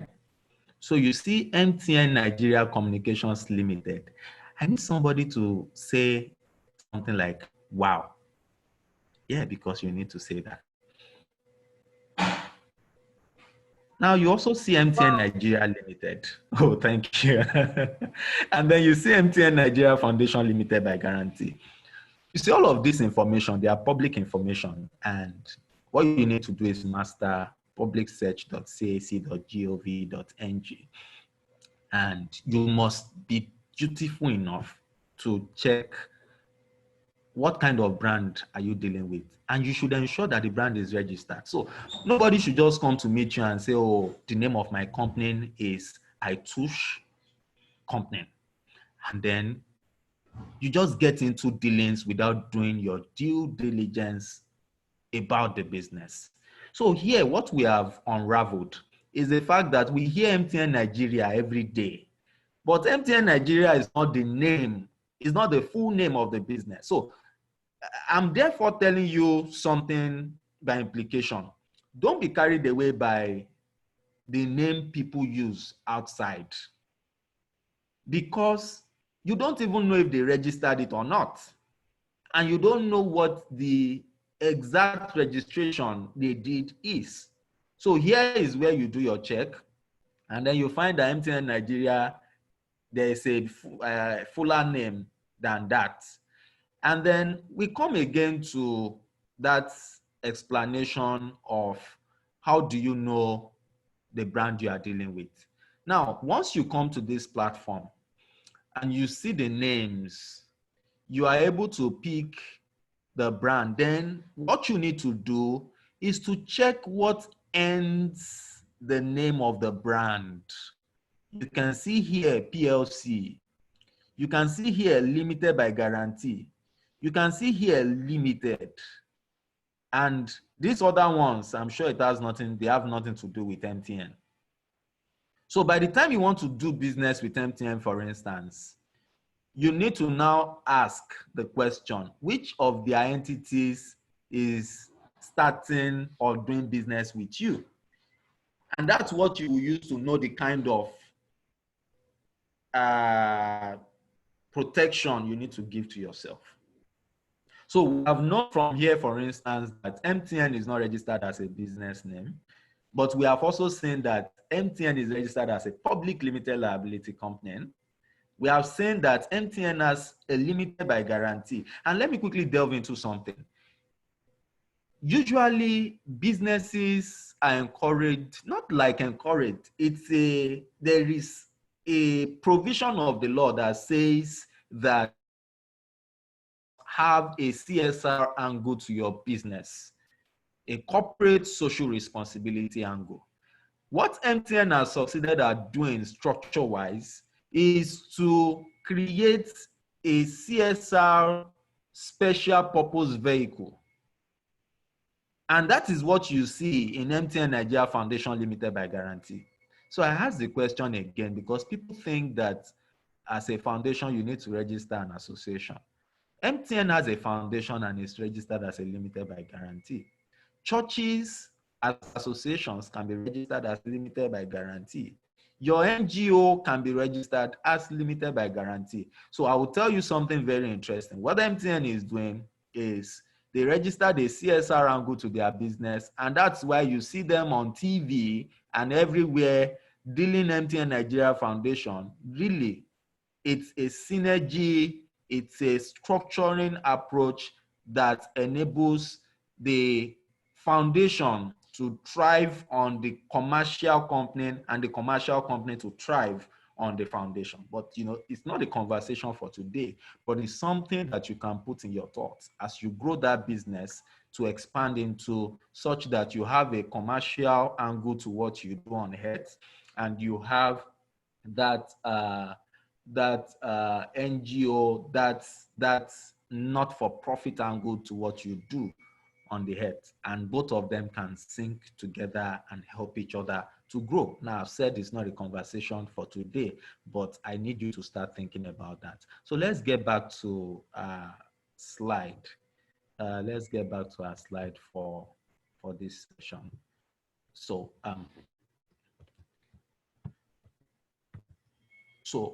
you need to, number one, know the last word in the registered name.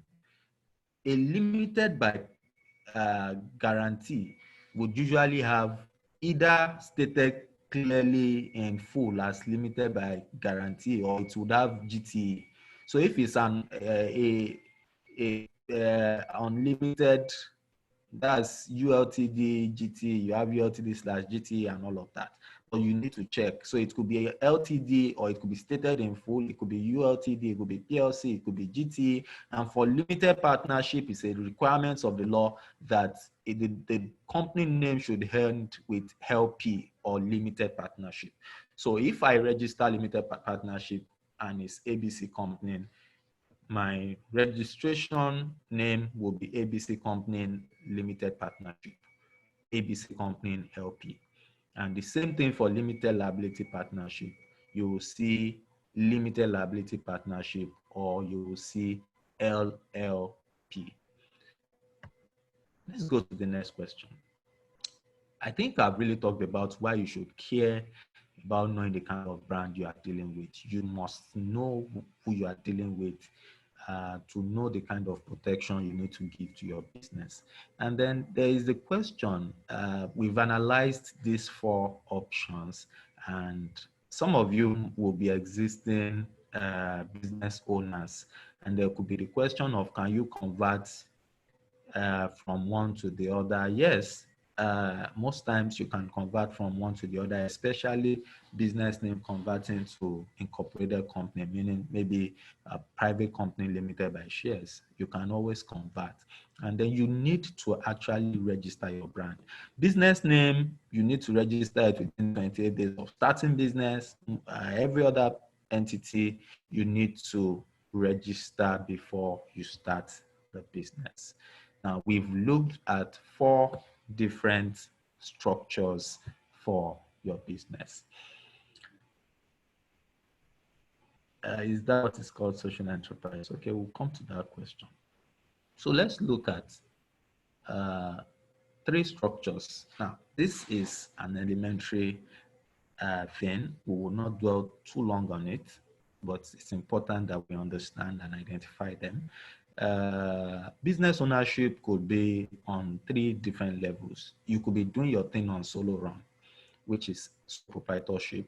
It could be a partnership, and you could be operating as an incorporated company. Now, an incorporated company in itself can even be minus from this equation, because sole proprietor can register incorporated company. Partners can also register as incorporated company. So it can even be minus from the equation as far as the new law is concerned. So a sole proprietor, you are dealing on your own. You are pulling through to grow the business. You may have your staff, but ownership is you, and most cases liabilities is also you. Partnership is you have at least two people coming together to co-own the business, to have different forms of responsibilities and liabilities and stake in the business. So that explains the different structure.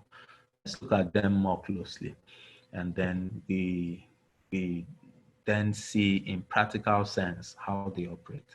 Now, if you want to start business and you want everything to revolve around you alone, it simply means that what you are looking at starting is a sole proprietorship. So this is like a tree that explains everything about sole proprietorship. So you might answer the question even though you are muted. So the question of, okay, who is the business? You'll find that in most cases it is you. Who has control over the business? In most cases it is you. Who has liability? In most cases it is you.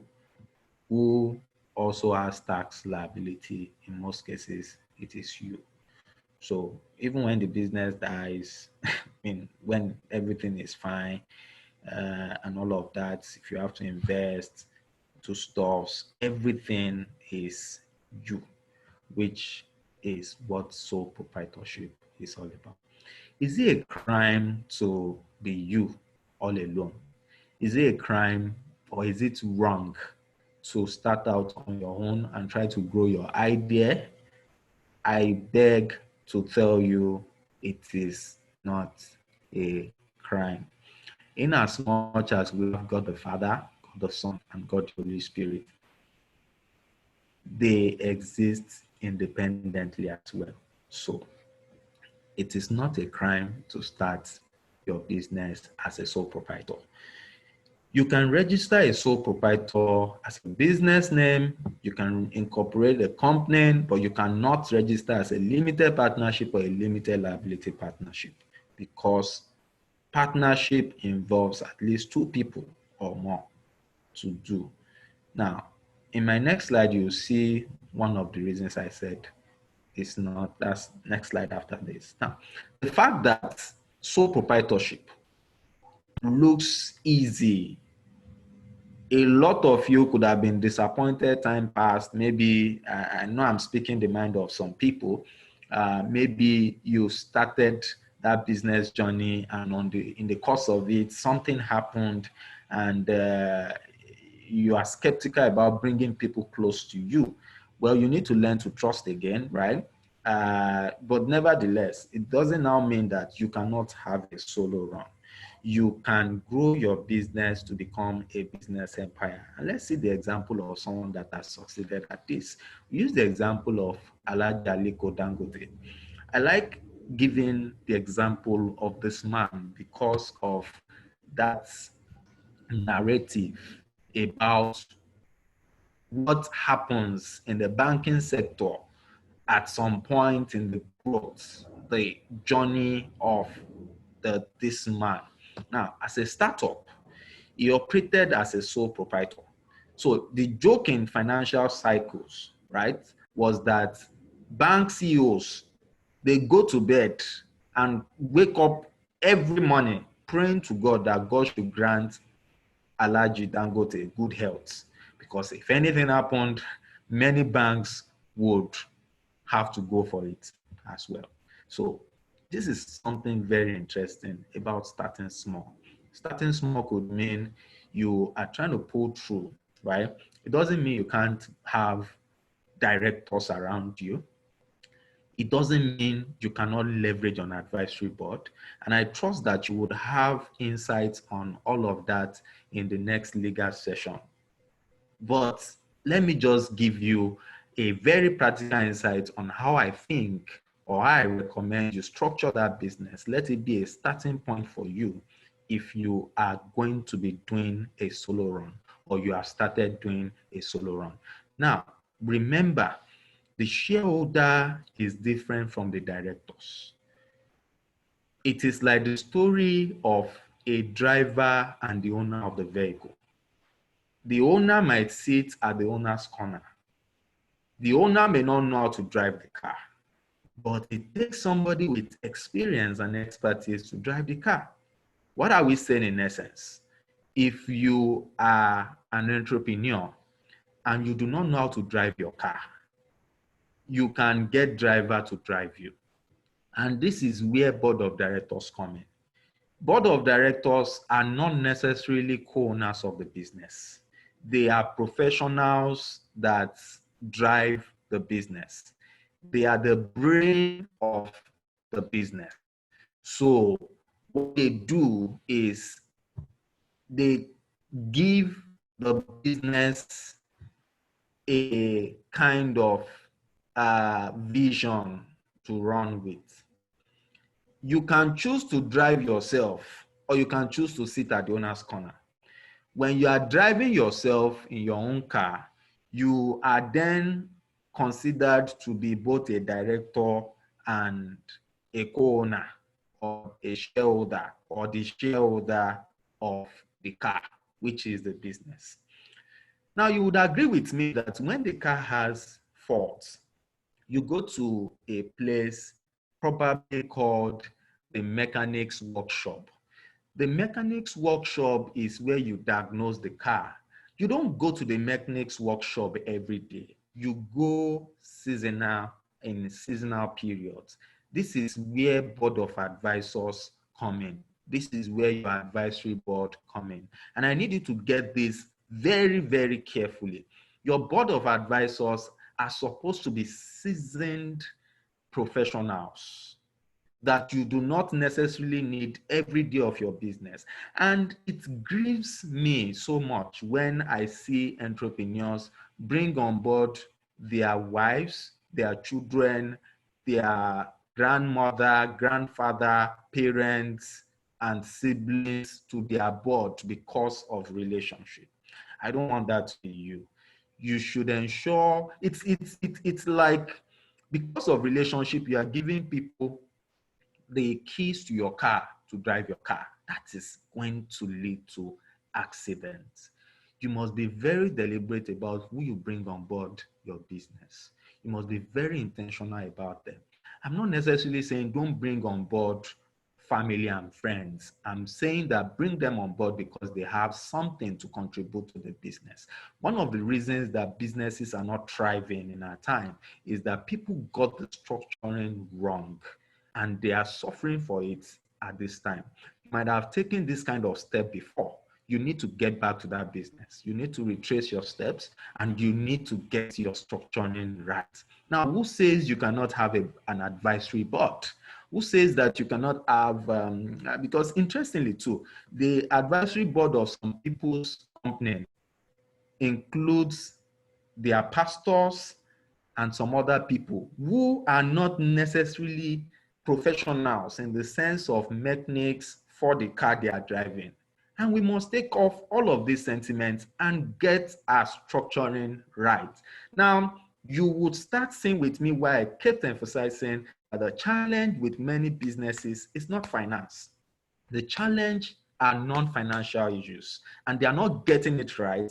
And because of that, those that are getting it right, they are leading competition not by the money they have, but by the knowledge and by the structuring they got right. So you must take hold of everything we are saying so far and get it right for your business as well. So if I tell you something, I feel one of the things Dangote got right was structuring. Understanding the working of structuring and using it to build an empire. So now he has, remember we cited that incorporated companies are artificial persons. Now he has parent companies that owns that, I don't want to use the word own now, that have children. So he has group of companies, and each company, they bear different names. You cannot visit the offense of one or the other. They are distinct from themselves, even though they are brought together as a group of companies. And that is what we are praying for you as well, that you will scale that business to an extent that you will give birth to different children, and you can be mother to them and be a stakeholder, and then you have what is called a group of companies. And if it is your desire that you go public as well. So these are earnest prayers for you, and these are things you can tap into. So you can start small, but you must understand the workings of your directors, your advisory boards. You must understand how to leverage on the understanding of those concepts to scale that business. Now, having said all of this, let's move forward. So, from the international perspective, another example is reading through how it started as well. Was a sole proprietorship of business and able to grow something at material time. So just let you know that you can start small. Now let's do partnership.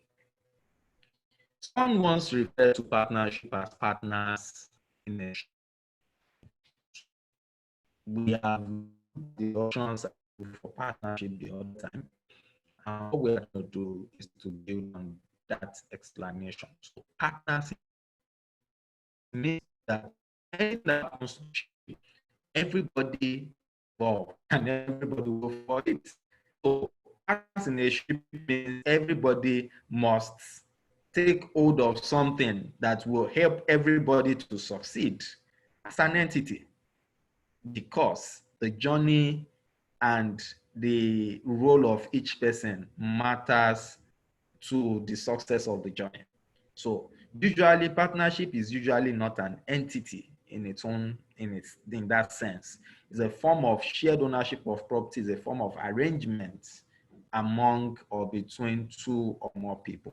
So it's defined as a relationship between persons carrying on business in common with a view to profit making.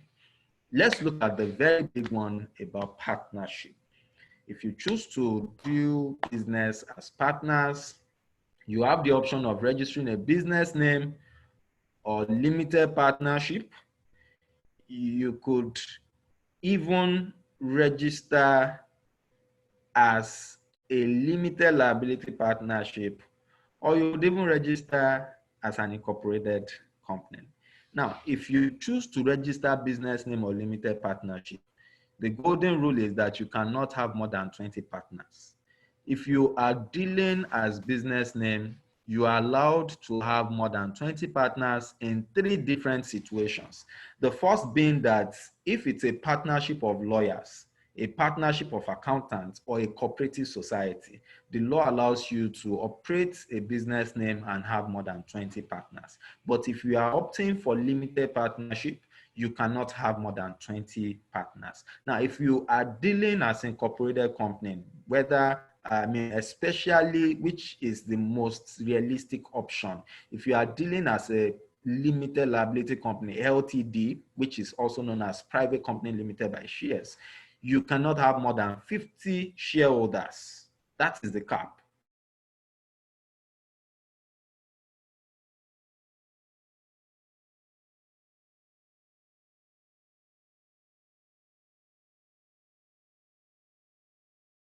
You can't as well. One of those exceptions is that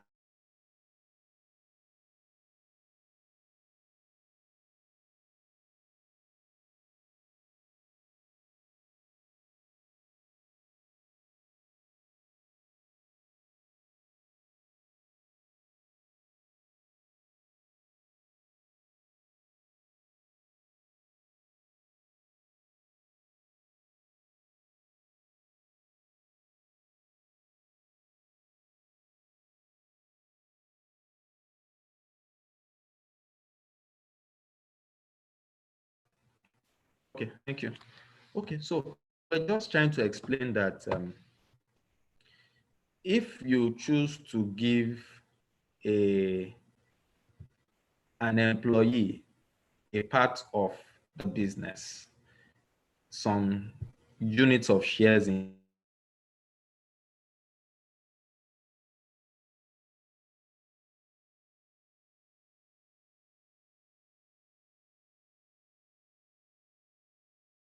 your business, the employee is not considered at a 50. Now, the same thing goes invested in your business as co-owners. So for for that purpose, let's assume that decide to do the business, right? And then that they are considered to be one member as far as that co-ownership structure is concerned. So those are exceptions when it comes to partnership. Now, having said that, let's move to the next slide.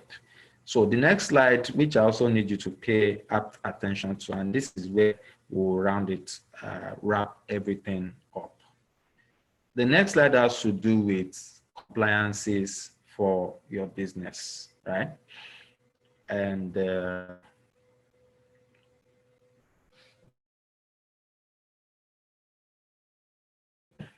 we'll also be looking at partnership, limited partnership operators. Let's see compliances for them. Now, when I talk about compliances, I'm talking about tax compliance, I'm talking about CAC compliances, the general compliances that applies to businesses by virtue of their registration. So let's do this journey together. Let's tax liabilities. Because a business name does not have a life outside the owner or the co-owners of the business, and a similar thing is applicable to limited partnership. It simply means that that entity in the technical sense is not taxable. It is the people dealing in that name that are taxable. And by implication, the only tax, usually, broadly speaking, that applies in their name is value-added tax. And usually that tax is not chargeable to the entity. The entity is just supposed to be an agent of the government to remit, to charge, and to remit value-added tax on goods or services, as the case may be. Now, we will not go into details of tax. I don't need you to be scared about it. We will touch on it, and then I trust that there's going to be a session that covers exhaustively your tax liabilities, depending on the kind of operation that you have set up. So the first thing you need to understand is you must obtain your tax identification number. There's something called the Finance Act, which was introduced very early this year. Now, the Finance Act, what it did was to amend a number of laws that relates to taxation in Nigeria. And one of those things it did as well was to now make it an offense to start business without obtaining your tax number. And beyond that, so this has always been the case, but beyond that, it now says it is an offense for you to register or to start a banking account without tax identification number. So your tax identification number is very important for your business. Is the number that is used to track your tax dealings, is the number with which you also use to remit your tax remittance and perform your tax obligations. So your partnership or the sole proprietorship, as the case may be, is not chargeable to tax itself. I said that earlier on, and that what is taxable, right, is the share of profit from the partnership or the sole proprietorship, as the case may be. So personal income tax is what you deal usually as operator of any of these entities. So, and remember, the golden rule is that your personal income tax should be remitted at the authority, the tax authority in charge of the place where you are resident. So, because of these things we have outlined, it looks seemingly simpler to understand tax regime for this kind of structure, which is why you'll find many entrepreneurs, they have the sentiment of registering this kind of structure compared to incorporated company, which is a person on its own and has its own tax liabilities distinct from the shareholders of the business. Now, Corporate Affairs Commission responsibilities. You need to do your annual returns, right? Once every year. If there is a form of change in your structure, you need to notify the Corporate Affairs Commission within precise period. And the same thing is applicable for limited partnership. You need to always return. When we say something is annual return, it means you return annually to somewhere to do something.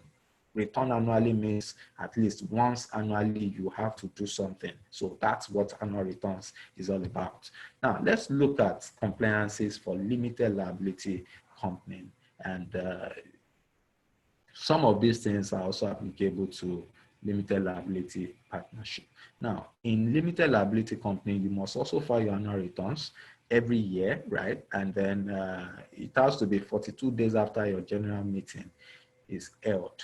Interestingly, because the new law now says you can have a one membership company, it also means that you do not necessarily need to do annual general meeting, because it's going to be foolhardy to say a single membership company, meaning it's just you alone, you should do annual general meeting. The question is, who are you doing it with?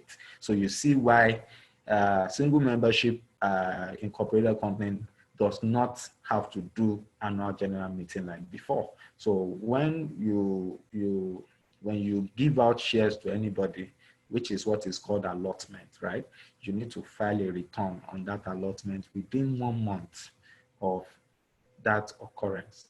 And then there are times when maybe by reason of structuring for investment purposes, you decide to increase the volume of shares that people can buy in your business, that investors can buy in your business. Now, if that happens, you also must get back to CAC with an update to notify CAC of that occurrence. Now, other things are listed there. Notice of change or appointment of a director, meaning it means that maybe you are bringing in a new driver in addition, or you are taking out a driver of your car. You need to notify the CAC and all of that. And then under the new law, you do not necessarily have to have secretary again as a private limited liability company. It's no longer necessary. Although I usually would advise that one of the strategic things you can do as a brand is all of these things that are not necessary but prescriptive that would help your corporate governance system. You should invest in them and leverage on relationship. Many of us are not leveraging on relationship. Leverage on relationship to build your business. I'm not saying abuse relationship. I'm saying leverage on relationship. Are two different things. Now, if you leverage on relationship, it means you can create a structure and not go bankrupt. So you can have advisory board, you can have a company secretary. These are things that will give you added advantage. A person that is pushing, that is bidding for a business in a multinational and was asked to submit profile of the company and has his wife as a company secretary without necessarily having any qualification, and has his children as board of directors, compared to somebody that has people that have qualification in those things that the multinational need the company to do. You ask yourself the question, if you were at the hands of the multinational to decide on behalf of the multinational, which of these entities will you go for? So this is one of the things that you need to start thinking about in building your business for success. So tax identification application, you need to do that. And to every one of you, and you can learn from me. So almost the same thing is applicable to limited liability partnership, right? The obligations are also there. Now, remember we said limited liability partnership, there's a board of partners, So usually because it is an artificial person, it could be more structured to operate. And the dream of every business that starts out as business name should be understand what is on the next level and practice it now on your level, such that when you get to the next level, you are ripe to deal on that level. So usually I advise my students that if you are dealing as a business name, master what is obtainable as incorporated company. Put them in place now so that you can get to that level and you will not struggle. So why people think that business name is easier is because they are in a comfort zone. If you check Genesis 49, and I'm not saying don't do business name. But if you check Genesis 49, if you read the story of Issachar, the scripture says that Issachar is like a donkey bearing burden. And, he got to the land, he thought that, man, this land is fantastic. It has everything I need. And then what did Issachar do? He bowed down and became a beast of burden. Do not ever imagine that your present level in that business is the best you can get to in life. Always aspire for the next level of that business. So if you are dealing as a business name, which I encourage really, start as small as possible, but don't ever get to that comfort zone where you are, because you are running for tax liabilities or you are running for all of these structures. As much as you run from them, it limits the opportunities as well. So you must, at your business level stage, master what it takes to operate as a private limited liability company and put that structure in place at your level such that you are ready for that next level. And when you get to that level, I tell my students as well, master what it means to be a public limited liability company. Crave for knowledge, understand how it works, master it now when you are at a limited liability level and move on to that next level. Now, when you have this kind of heart, a heart that is seeking and is not comfortable or not bowing down like a beast of burden in that place of comfort, you are on your way to establishing something that will not just stand the test of time, but would grow and can be a testimony for others to see and say, yes, I want to be this person. It is what I call the Abrahamic covenant. And yes, you can put that in place. You can have that in your time. It is very real.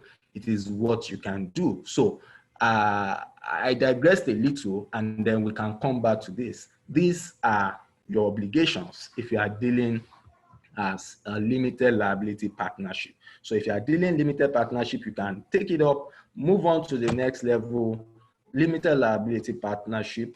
Just keep growing every day and understand your responsibilities and understand the responsibilities on the next level and try to actualize those responsibilities at your present level. Now, remember I said earlier on that you would have to do further readings.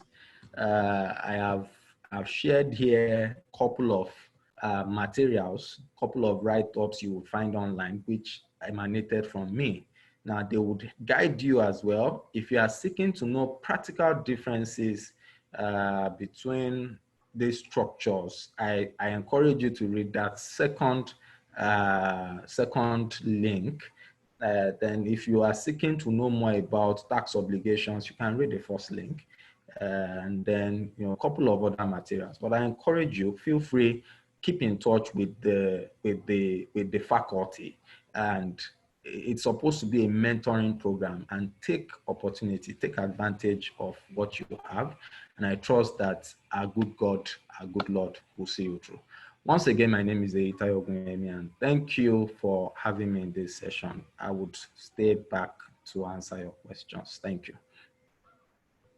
Once again, Barrister Eitayo, I have the pleasure of saying thank you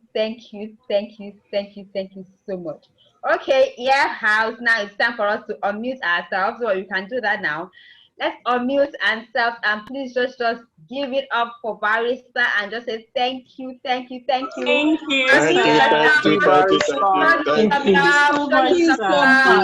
you very much. Thank you.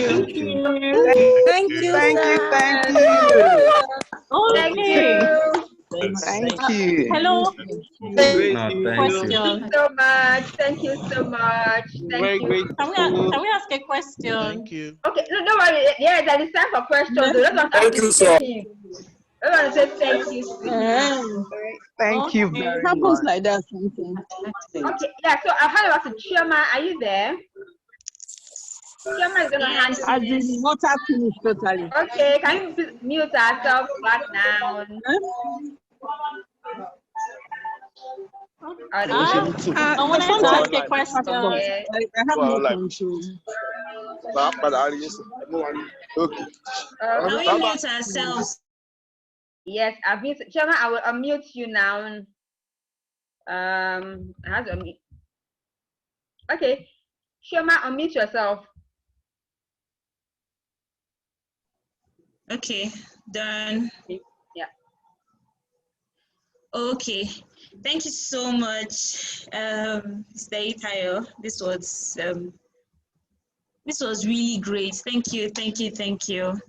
And I'm sure that we've all picked one or two things from this presentation. So I have like a list of questions that were in the chat room. So if you have questions and you want to say the questions, you can just raise your hand or just type "I have a question." But we had some questions earlier in the course of the presentation I'm just going to ask. So first question here is, sir, is it possible to switch between the three structure types, that is from private to public and vice versa? I'm sure you actually answered this in the course of, but then this person is asking, Larry is asking if it's possible to switch between the three structures from a private to public and vice versa. So do you want to answer the questions as I ask them, or do I ask?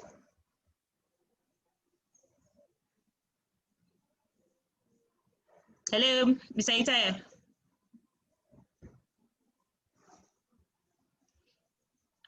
Jake, are you sure he's not muted? Okay, okay, yes, okay. But if you can unmute yourself, I've allowed you to unmute. Okay. Is he unmuted? Okay, let me.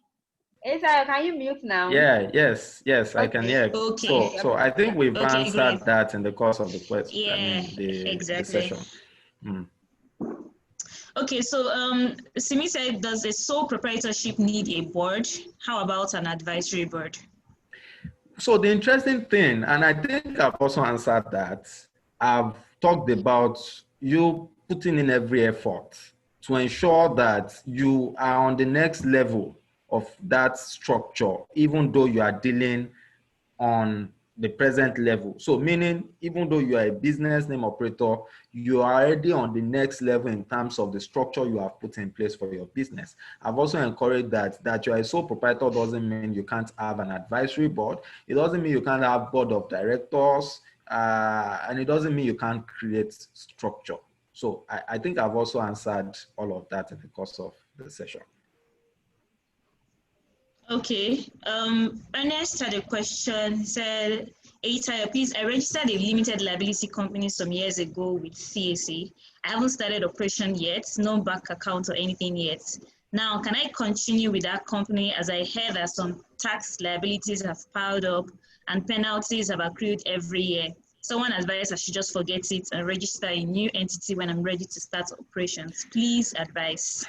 Well, so it depends on how much of the name you want to put to the name. So it's just like people don't relate with the fact that when they register something, there's an emotional part to it as well. So the name goes a long way. If it matters, you might just want to pay everything you need to pay for it. And interestingly too, right, the fact that you don't have an account, a company account, means that you have a proof that you have not been in business. So it's good for you, even though there can be some penalties. And the tax authorities, they have the discretion of levying penalties too. We have assisted entities before who for several years didn't even have tax number.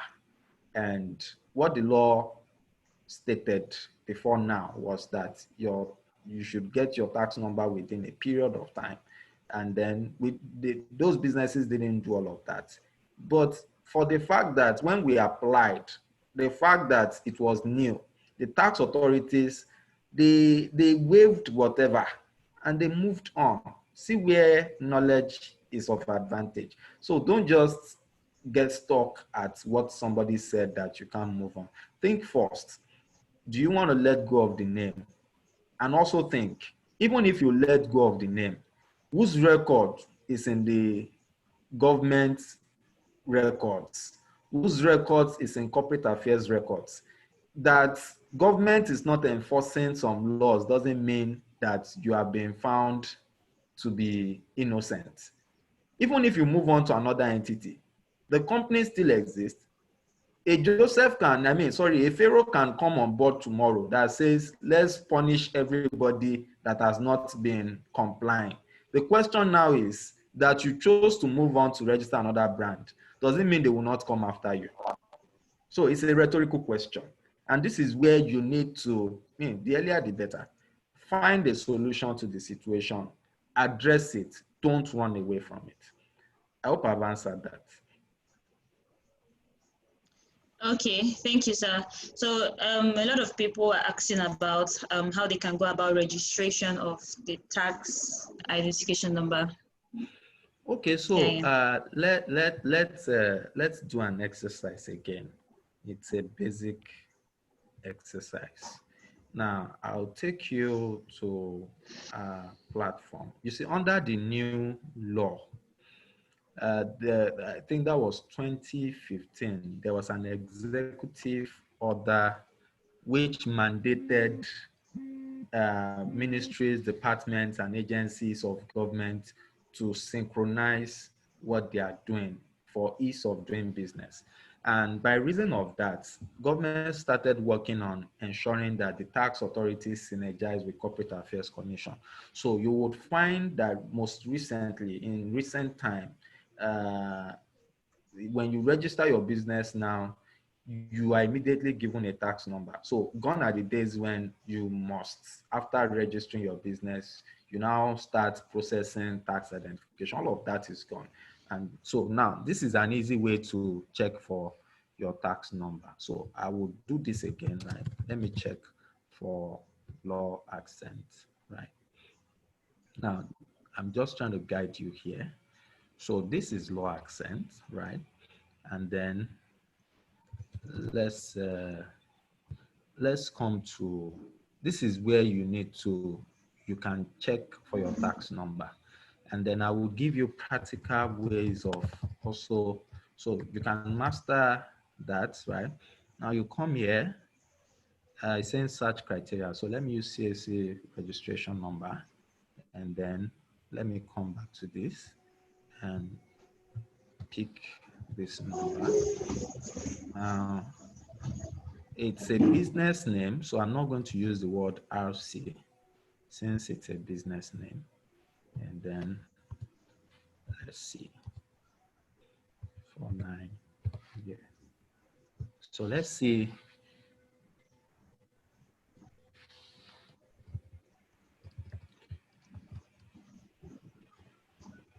Okay, record not found. I think I made an error somewhere, but then I think we can use another brand. So sometimes your record may not be online, but I expected this to be online though. Let's try again. Is there supposed to be a space?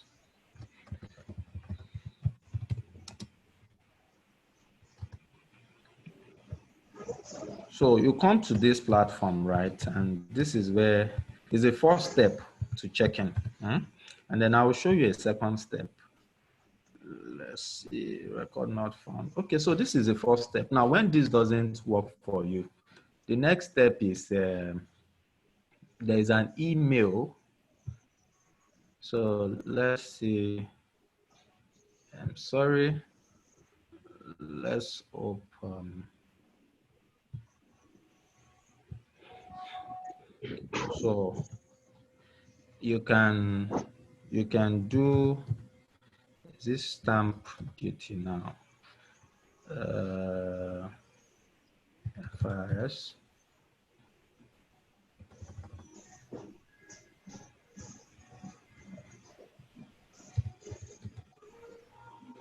Okay, so you see TIN notification at FIRS.com.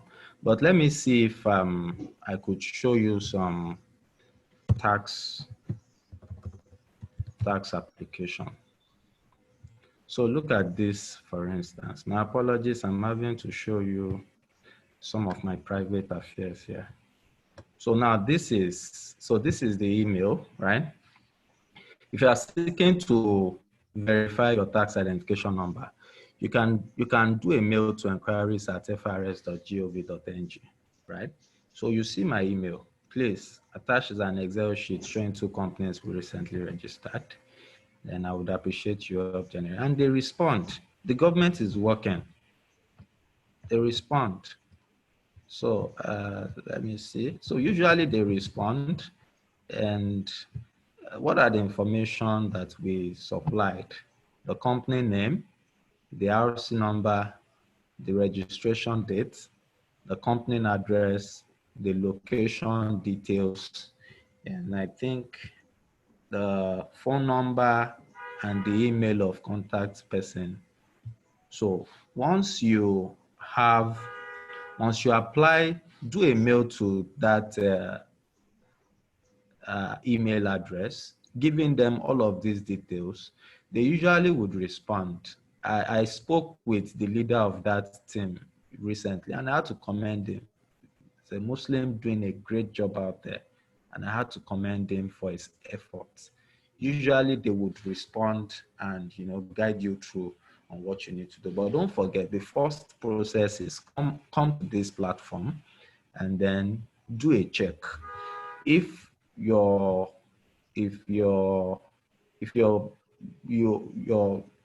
company is a limited liability company, then you are using the word RC, right? If your company is a business name, you are using the word BN.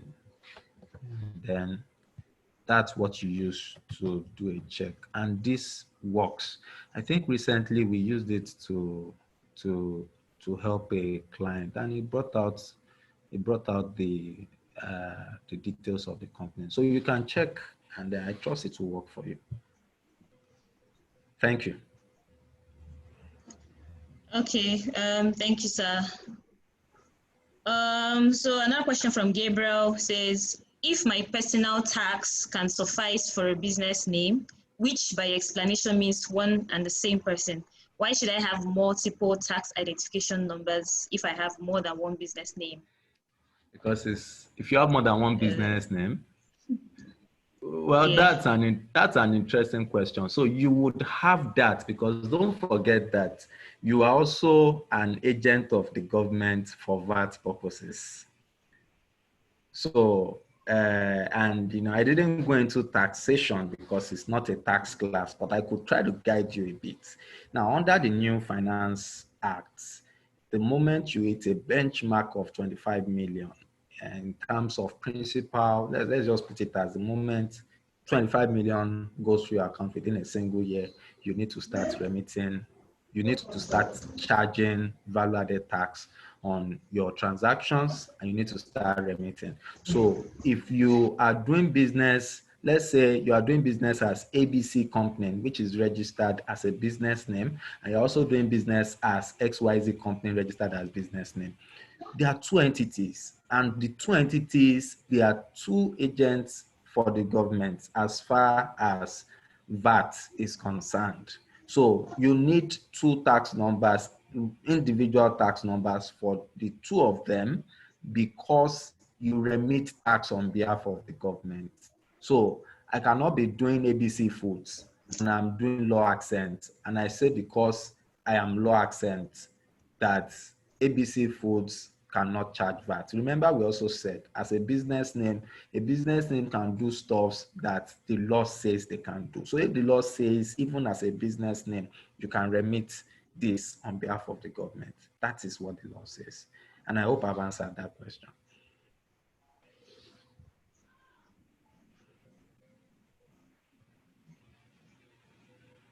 Okay, sir. Thank you. Gabriel, I hope that question is answered. Simi, you have a question on VAT. I think he has been able to answer that question as well while answering this question. So, Jackie, there are some people who want to ask questions orally. They want to ask by themselves. I have a number of people actually. So I have May Morris. May Morris. So you can unmute her or him. Hello. I wanted to multitask. Hello. Shoma, can you hear me? May, I can hear you, yes. Okay. Fisayo, please unmute. Okay, thank you. May Morris. Okay. May Morris Carol. Yeah. You can ask your question. Yes, thank you very much. Yeah. Thank you, Barrister Eyitayo. So my question is this. I know you said it's not a topic for today, but this is important to me right now about the limited by guarantee registration, So what I want to know, when you want to register this CSR part of your company as a different name, how do you tie it with your main business? Or must it be the same name as the business registered, just like MTN did with MTN Foundation? Okay, so one of the ways you can tie it is through the people you have at the roots of the entities. And it's not mandatory that the two entities, meaning your commercial entity and the not-for-profit entity, should have similar or the same name. It's not mandatory, but it could be prescriptive because it helps people to know that you are out there ministering to people. It helps people to know you are out there doing something tangible from another angle. So until we started seeing, and MTN invested so much in those adverts, until we started seeing MTN Foundation on the TV, hardly would people consider that something was, the company was investing in giving back to the society. Now, this helps you in the sense of, instead of throwing money out there, you can just throw it to the charitable entity. And if you find, look at relevance at the moment, and I need to tell everybody this, for you to have relevance at the global level of that your business, you must find a social problem that your business is answering or solving. That is how you gain relevance at the international level. And so an example is one of the structurings that we did for one of our community members in Lower Accent. This person, just had this passion to help people to eat well. And being that our core commercial activity was around something that had to do with food, and our passion was to help people eat well. But then what she was bringing on board was going to be more expensive. Now I'm using this example and I want to end it there, but I'm trying to create picture in your mind so that it answers your question. Now, this person, it was going to be a disadvantage for her in terms of competition, that what she was producing was not an economic thing, because it wasn't going to be killing people. It wasn't going to be having chemicals. It was going to be helping people. But she needed a platform to help people to change their mindsets about why they need to patronize her. She may not be able to do that effectively running commercial campaigns with a commercial company, because people would easily look at it and say, look, this is advertisement. What we advised was, why not register a company limited by guarantee to do your campaign to help people to understand your message. And remember, we've been talking about something. That which you do is a ministry. So you're not just going into the business by reason of you want to make money. It's a call. It's a ministry on its own. So how do you get to people? It's easier to get to people, and it's even easier to get to your sponsors by reason of what you are doing to answer a problem, solve a problem. Now, when you get to people, your commercial entity can then be the solution provider. So you get to people with that which is the charitable entity, and then you give from your heart, give information, give solution from the bottom part of your heart, and then you scale it to your commercial entity. Let your commercial entity do the business side of the business, and let the limited by guarantee, if you are going for that kind of structuring, do the not-for-profit side of the business. I hope I've been able to respond well. Thank you very much. So very helpful. I appreciate. Thanks. Okay, thank you, sir. Before I call the next person, I think there are a number of people who want clarification about the 25 million naira threshold and paying tax. So somebody said, does it mean if your total turnover as a limited liability of 25 million, you will not be paying VAT? So just clarify. So if your turnover is not up to 25 million yet, you do not have a reason to be charging VAT for your services. And this is where it's important that you take heed to how money moves to your account and how it goes out, because you need to be accountable for all of those things.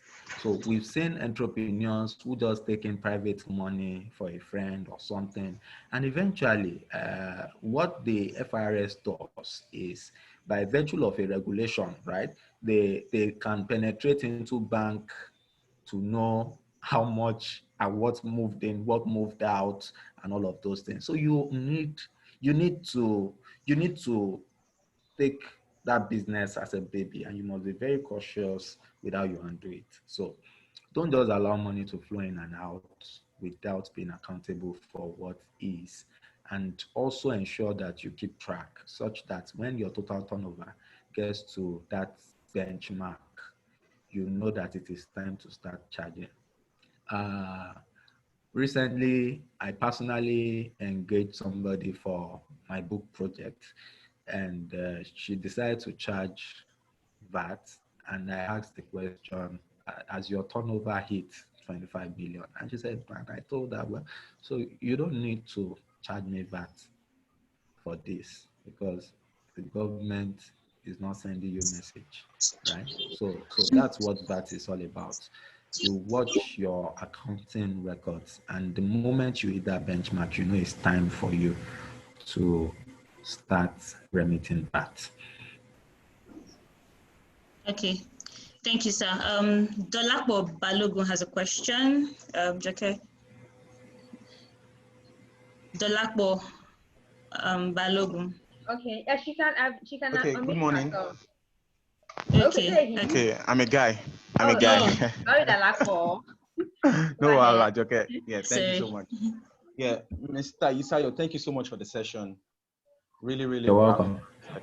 Yes. Okay. So my question is, so I wanted to register a business name earlier this year, and the person that was helping out came back and told me that it wasn't available. So I had to change the name. I changed the business name to something else. Then, but I continue using, because I'm a digital marketer, so I continued using the previous name. I wanted to use that. They said it wasn't available. I continue using it for my website and also for my emails. So what are your thoughts on that? Do you think I should just totally? Do you mind being the? Do you mind we using you as a test run for this session? I think it would help some other people. Okay, sir. All right. I would appreciate that. So what's the name in question? Okay, it's Digital Boom NG. Okay. Okay, so remember, for the person, right? No, for you. So okay. have you been able to find solution to that? No, not yet. Okay, so let's look at it together. What's the name? The name, my own name, right? No, the name you wanted to register. Hello, Mr. Itayo. The name you wanted to register, what is the name? Okay. Digital Boom. Digital Boom. Boom as in B-U-M. No, B-O-O-M. Oh, B-O-O-M. Okay, that's okay. Digital Boom. That's all right. Okay, so guys, Dolapo has given us that permission. Now, the first thing, Dolapo, the one lesson I want you to learn, and it's applicable to everybody, don't start your journey without taking ownership. You've not taken ownership until you register. We've seen cases even of ministries that invested and were already growing before thinking of registration. They thought registration was expensive and they thought they were just doing a project. And eventually, we need to understand that there is big valuation to a name. There is value in a name. Even scripturally, there is big value in a name. And you must take ownership of any name you move with. You can imagine Apple, the name or the logo alone, it's even more than the GDP of some countries in Africa. So there is big value in your intellectual property and you must take ownership before you invest too much in it. So let's look at this. Let's see the result it gives to us. So is this you? Can you see my screen? Dolapo, are you there? Yes. No, it's not me. It's the other person. So do you know the owner of this company that is being registered? Look at this. It's undergoing registration. Is this your company? Apapa. Is it yours or you're not sure? No, it's not me. So what the rule with CAC is that since there is a company known as, now this company is still undergoing registration. It has 60 days to tidy up. Otherwise, that name can go back to the public. But let's assume that they will follow through. Most likely, let's assume they will follow through. Because if they paid filing fee and they do not submit their documents, that 60 days will no longer be applicable. So for years, you might be waiting and hoping that this undergoing will change. So let's assume that this is an existing name. CAC rule. Since March. Since March. I tried to use it since March. So CAC rule, right? CAC rule is that for you to still use the word digital boom, you must add at least 2 unique words, not generic words. 2 unique words to digital boom for them to give you the name. So meaning you may have to add digital. Are you hearing me? The network is weak over here. I hope everyone is hearing me though, or is it from my end? Okay, yes, just we can hear you, sir. Follow what I'm saying. So digital boom. hear you. Thank you. So you could do digital boom. You could just add 2 unique things. So, right? So I added NG. NG may not be that unique.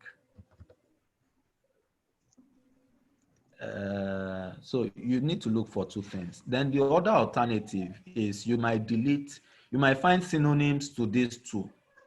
Find a synonym to boom and then see what it comes out with, right? Okay, sir. Okay, sir. You could find an alternative and see what it comes out with. Even though, right? Let's see this. So you see that this is not, for you not to say anything, it means that name is not in existence. So it means that Digital Spark would likely be available. But I will tell you why it's a 50-50 chance. Because the word digital is there and there is already Boom Unlimited, you have a chance. You understand? Because yours is Digital Spark. So you have the chance. You could also choose that is the digital in the front that you want to change. I usually encourage people, let the name of your business, let it be descriptive of the line, the industry, such that if you give somebody your complimentary card and you don't have the opportunity to explain what you do, the name of the business speaks volume about what you do. It could even speak volume about the culture. It may not be what you do, it may be the culture of your brand. First Bank, for instance, the word first, it represents a culture. And the word bank, right? I wouldn't know if that bank was added to their business. And then the exception to this rule is when you are involved in multiple things.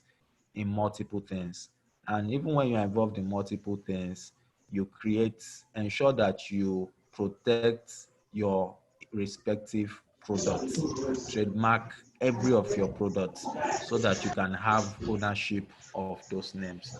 So Mr. Tolapo, I hope one way or the other I've been able to advise you. Still do further research on that. Wow, thank you, sir. There's still like a lot of questions, but we don't have the time to take all of the questions. They can send to email. Exactly. They can also reach me. It's fine. Yeah. Okay, I'm just going to allow 2 people to ask questions, and that will be it. So please just write down the email address, seitayo@lawaccent.com, and send your questions to that email address, and I'm sure he's going to respond. So I'm going to be giving Toby Babalola and Olarewaju Oladujoye to ask questions, and that will be it for today. So Toby, please take your question, and Larry would go afterwards. Hello, sir. Good morning. Yes, Yeah. sir. I have 2 questions. So, first is in relation to shares of a company. So let's take, and the essence of the share certificate. So let's take, for instance, my company. I decide to take up 500,000 shares. So, how do I pay up for these shares? Do we need to set up a separate account for payment of shares, or the company account to actually take care of it while we record? And how do we actually record the fact that, okay, Mr. A in so company has paid up his 500,000 shares in the company? Because I'm also aware that for some businesses, like if you want to set up a crowdfunding business, it requires you to pay off your shares in the company before you can actually get a license. So that's the first part, sir. And the second part, yes, and in relation to that as well, where does the share certificate be? Is it that upon payment of shares, I will now be entitled to receive a share certificate? So that's the second leg to that question. Then the last question, sir, is with respect to the provisions of the Finance Act. So we are aware that the Finance Act has ensured that businesses with a yearly turnover of 25 million don't pay VAT, and are also exempted from companies' income tax as well. So I want to confirm that. And I'm also aware that the law provides for 0.5% minimum tax payment. So as a business, I'm looking at it this way, that rather than setting up a business paying personal income tax, why don't I set up a company? Okay, something is, I think the sound is coming from some quarters. Yes, it's Toby's background. It's coming from Toby. Okay. Is it from my hand? Every other person is muted. Oh, okay. Yeah, it's quiet. So I'm wondering why. Okay, sir. Okay, can you hear me now? Hello? Hello, Okay, can you hear me now? All right. Yes. Okay, so the second question is with respect to the provisions of the Finance Act. So I'm thinking that rather than register as a business name, Why don't I register as a company and enjoy the 0.5% minimum payment on taxes, since the Finance Act says that I'm no longer liable to pay company income tax and VAT because my turnover is less than 25 million. So is there any advantage to that? Or would you still advise that I register as a business? Yes, sir. Okay. All right. Let me. I would address the general topics that you've raised. Two topics, two issues actually. The first has to do with shares and how it works, especially share certificates and when it should be issued. And then the second has to do with structuring for tax, and then looking at the Finance Act and the benchmark provision regarding 25 million. So let's start with shares. Now, shares can be issued, right? And there's a difference between that you have paid up for shares, and there are shares that you may not have paid up for. So the example is, let's say, for instance, that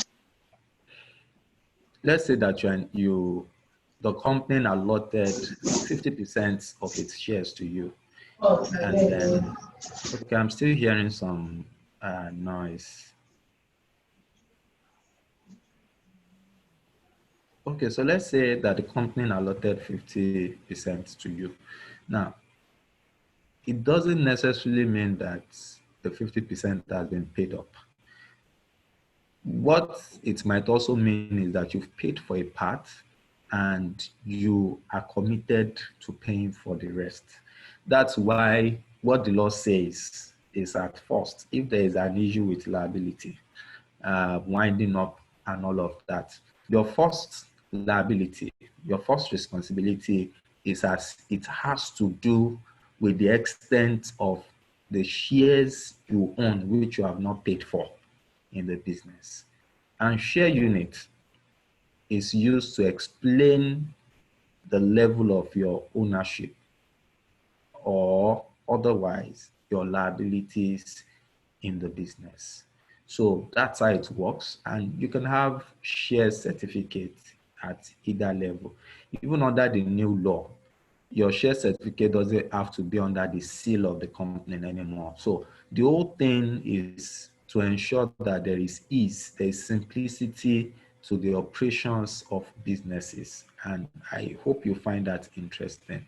Now, regarding your question on tax and the benchmark, what the law says is the moment you hit the threshold of 25 million, you assume responsibility for tax remittance for if you register as an incorporated entity. So you assume you begin to pay company income tax, right? And then you also begin to charge VAT on your services. Now, before you assume that, because this is another mistake that entrepreneurs make, it doesn't mean that you are not supposed to be remitting what is called whether it's your monthly reports to tax authorities. People go to sleep just because they think they don't have any responsibility, and they can be penalized for that. So all you are doing, or all you should be doing, is to file what is called new returns, meaning that you have not hit the benchmark, but it doesn't mean you shouldn't be filing something. And I like that you are beginning to think about how strategic or the advantage one might have in operating as a limited liability company. I said something during the course of my presentation that all of these things, they are contextual. it's easier to understand the tax regime when you are dealing as a business name operator. And that's why the sentiment is out there that, oh, it's safer for you. I've seen a lot of broadcasts where people were encouraged to register business name so as to run away from tax and all of that. Rather than run away, why not understand? When you understand, you make good decision. When you run away from something, you cannot overcome what you run away from. And you find that some people are understanding it and they are scaling their business. So understand the tax regime. And I like that, you know, you are on that journey of even seeing those benefits on the side, that even at the end of the day, since you are not the company, the company has the benefit of being considered as a small company. And there are also tax benefits here and there when you understand how tax works. And you can have the opportunity of having allowances that are not even subject to tax by reason of understanding how tax works. And all of these things, they may not be there if you are dealing as a business name because the liability is on you. And all of these tax holidays and all of that, they really apply to personal income tax. So I once again want to, you know, emphasize that I cherish that you are seeking knowledge and you are picking the bits on the advantages in all of this structure. I hope I've been able to attend to all your questions. Thank you. Yes, sir. Thank you. Thank you. Thank you very much, sir. And last question, Larry. Last question for today. Good afternoon, Barrister. Larry, are you there? Okay. Hi, Larry. Yes, I am. Apparently, you've already answered the question I wanted to ask. The previous guy that just spoke now, yeah, you did answer it. Thank you very much. You're welcome. Yeah. Okay, fantastic. Okay, thank you so much, everyone. Please, like we said, if you have more questions, please just send an email to itayo@lawsen.com, and I'm sure he's going to answer all of our questions. Please. Thank you so much. This has been really insightful. All right. Yes, thank you so much. Thank you so much. He will definitely answer. He's one of us, he's one of the family, he's one of CCPS, he's one of Covenant Capital, he's one of CCN, so he will definitely answer us when we call him. So thank you so much, Barrister Eritayos. Thank you so much. And people, before, let's usher him. Let's thank you. Thank you, Barrister Eritayos. Thank you so much. Thank you, Barrister. We really appreciate you. Thank you. Thank you. And I mean, if not because of time, I'm sure if we allow them, the questions just keep rolling. Like a lot of questions, Yeah, so many questions. Thank you so much. Thank you. Okay, so I hope I have your blessings to take my leave. You always make law look so easy. We thank God. Yeah, thank you so much. Thank you so much. All right then. Thank you. God bless you. Please do have a wonderful day. We look forward to seeing you excel. Thank you. Thank you, sir. Thank you. Thank you so much. Okay, people. And on that note, we have come to the end of today's session. Yes, thanks. So let's give it up for ourselves as well. I mean, it has been since 8 o'clock. You guys are amazing, amazing, amazing. So let's give it up for ourselves. I mean, you guys are hungry. Well done. In fact, they have questions. Okay, but just so we continue this on WhatsApp group. Yeah, thank you guys. I mean, thank you too. I mean, 8 o'clock after the vigil of yesterday. I mean, well done. Thank you all so much. So we're gonna take it over to the WhatsApp group. If you have anyone here who has not yet joined the group, please. So there's so much happening on the group. Just click. I mean, we send the link to you as SMSs, your email addresses. So just check and add. Okay. Do you have any questions for us as a group. Let's say if you have questions for us as a group. Simisola has been sharing the link here, so you can just copy the link and just join. Busayo Ajayi, Simisola just shared the link here on the chat room. Okay, please just click on the link and share, because I don't miss it so much. I mean, there's so much love going on in there. Okay, so we're going to get, so you guys should start thinking about a couple of things. You have to name the class. So people should start thinking of the name you want to call your class. Let's look for some fine name so like you can call your class a name. And then we have to choose your class captain and assistant. I mean, Choma and I, we are the supervisors, we are the coordinators, but this is your show. It is your platform. It is your group. So what we're going to do at the end of today is that we're going to be supervising and be looking from behind and handing over to the class captain and to the assistant, and we'll just be coming on board to just give the general guidance. But even if it's your show, it's your group.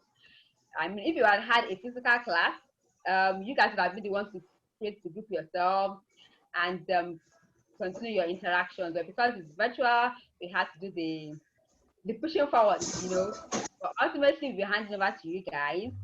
So what we're going to do to actually aid and help us getting to know ourselves is that later on today or tomorrow, we're going to agree. We're going to do formal introductions.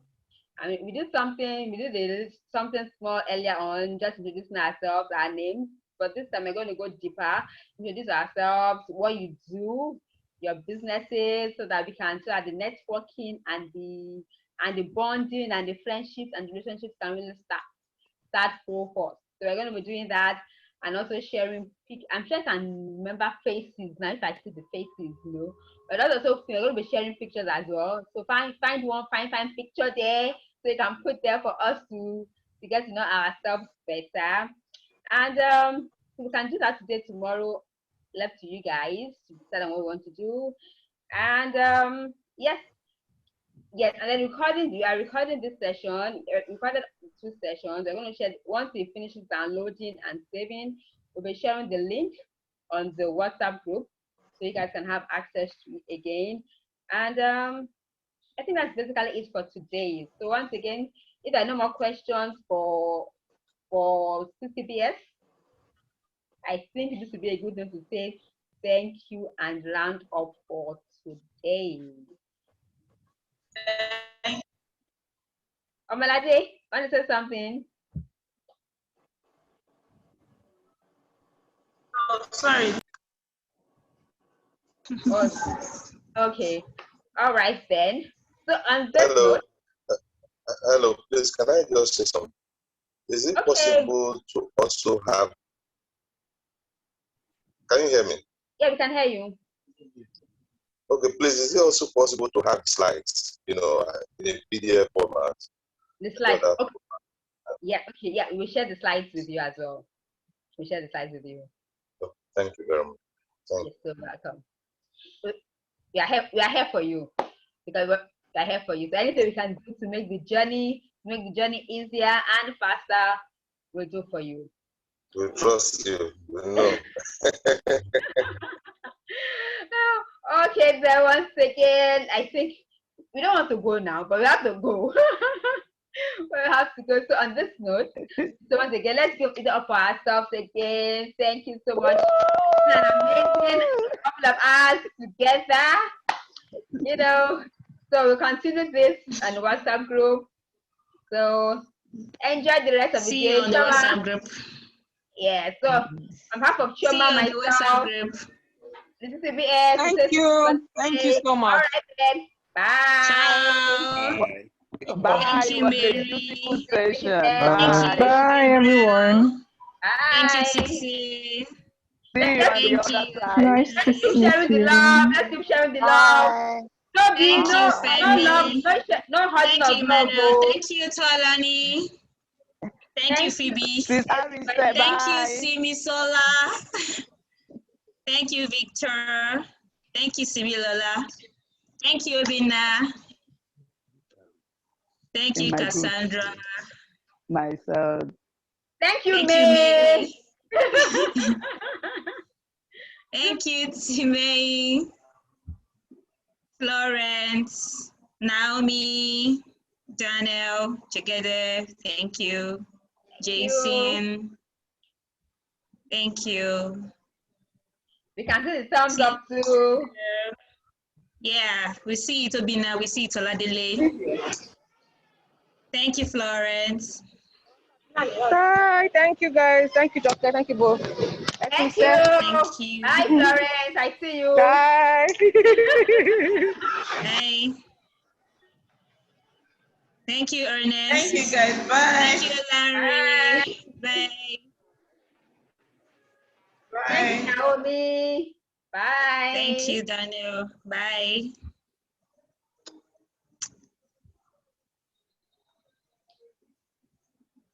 Okay. Okay. Going.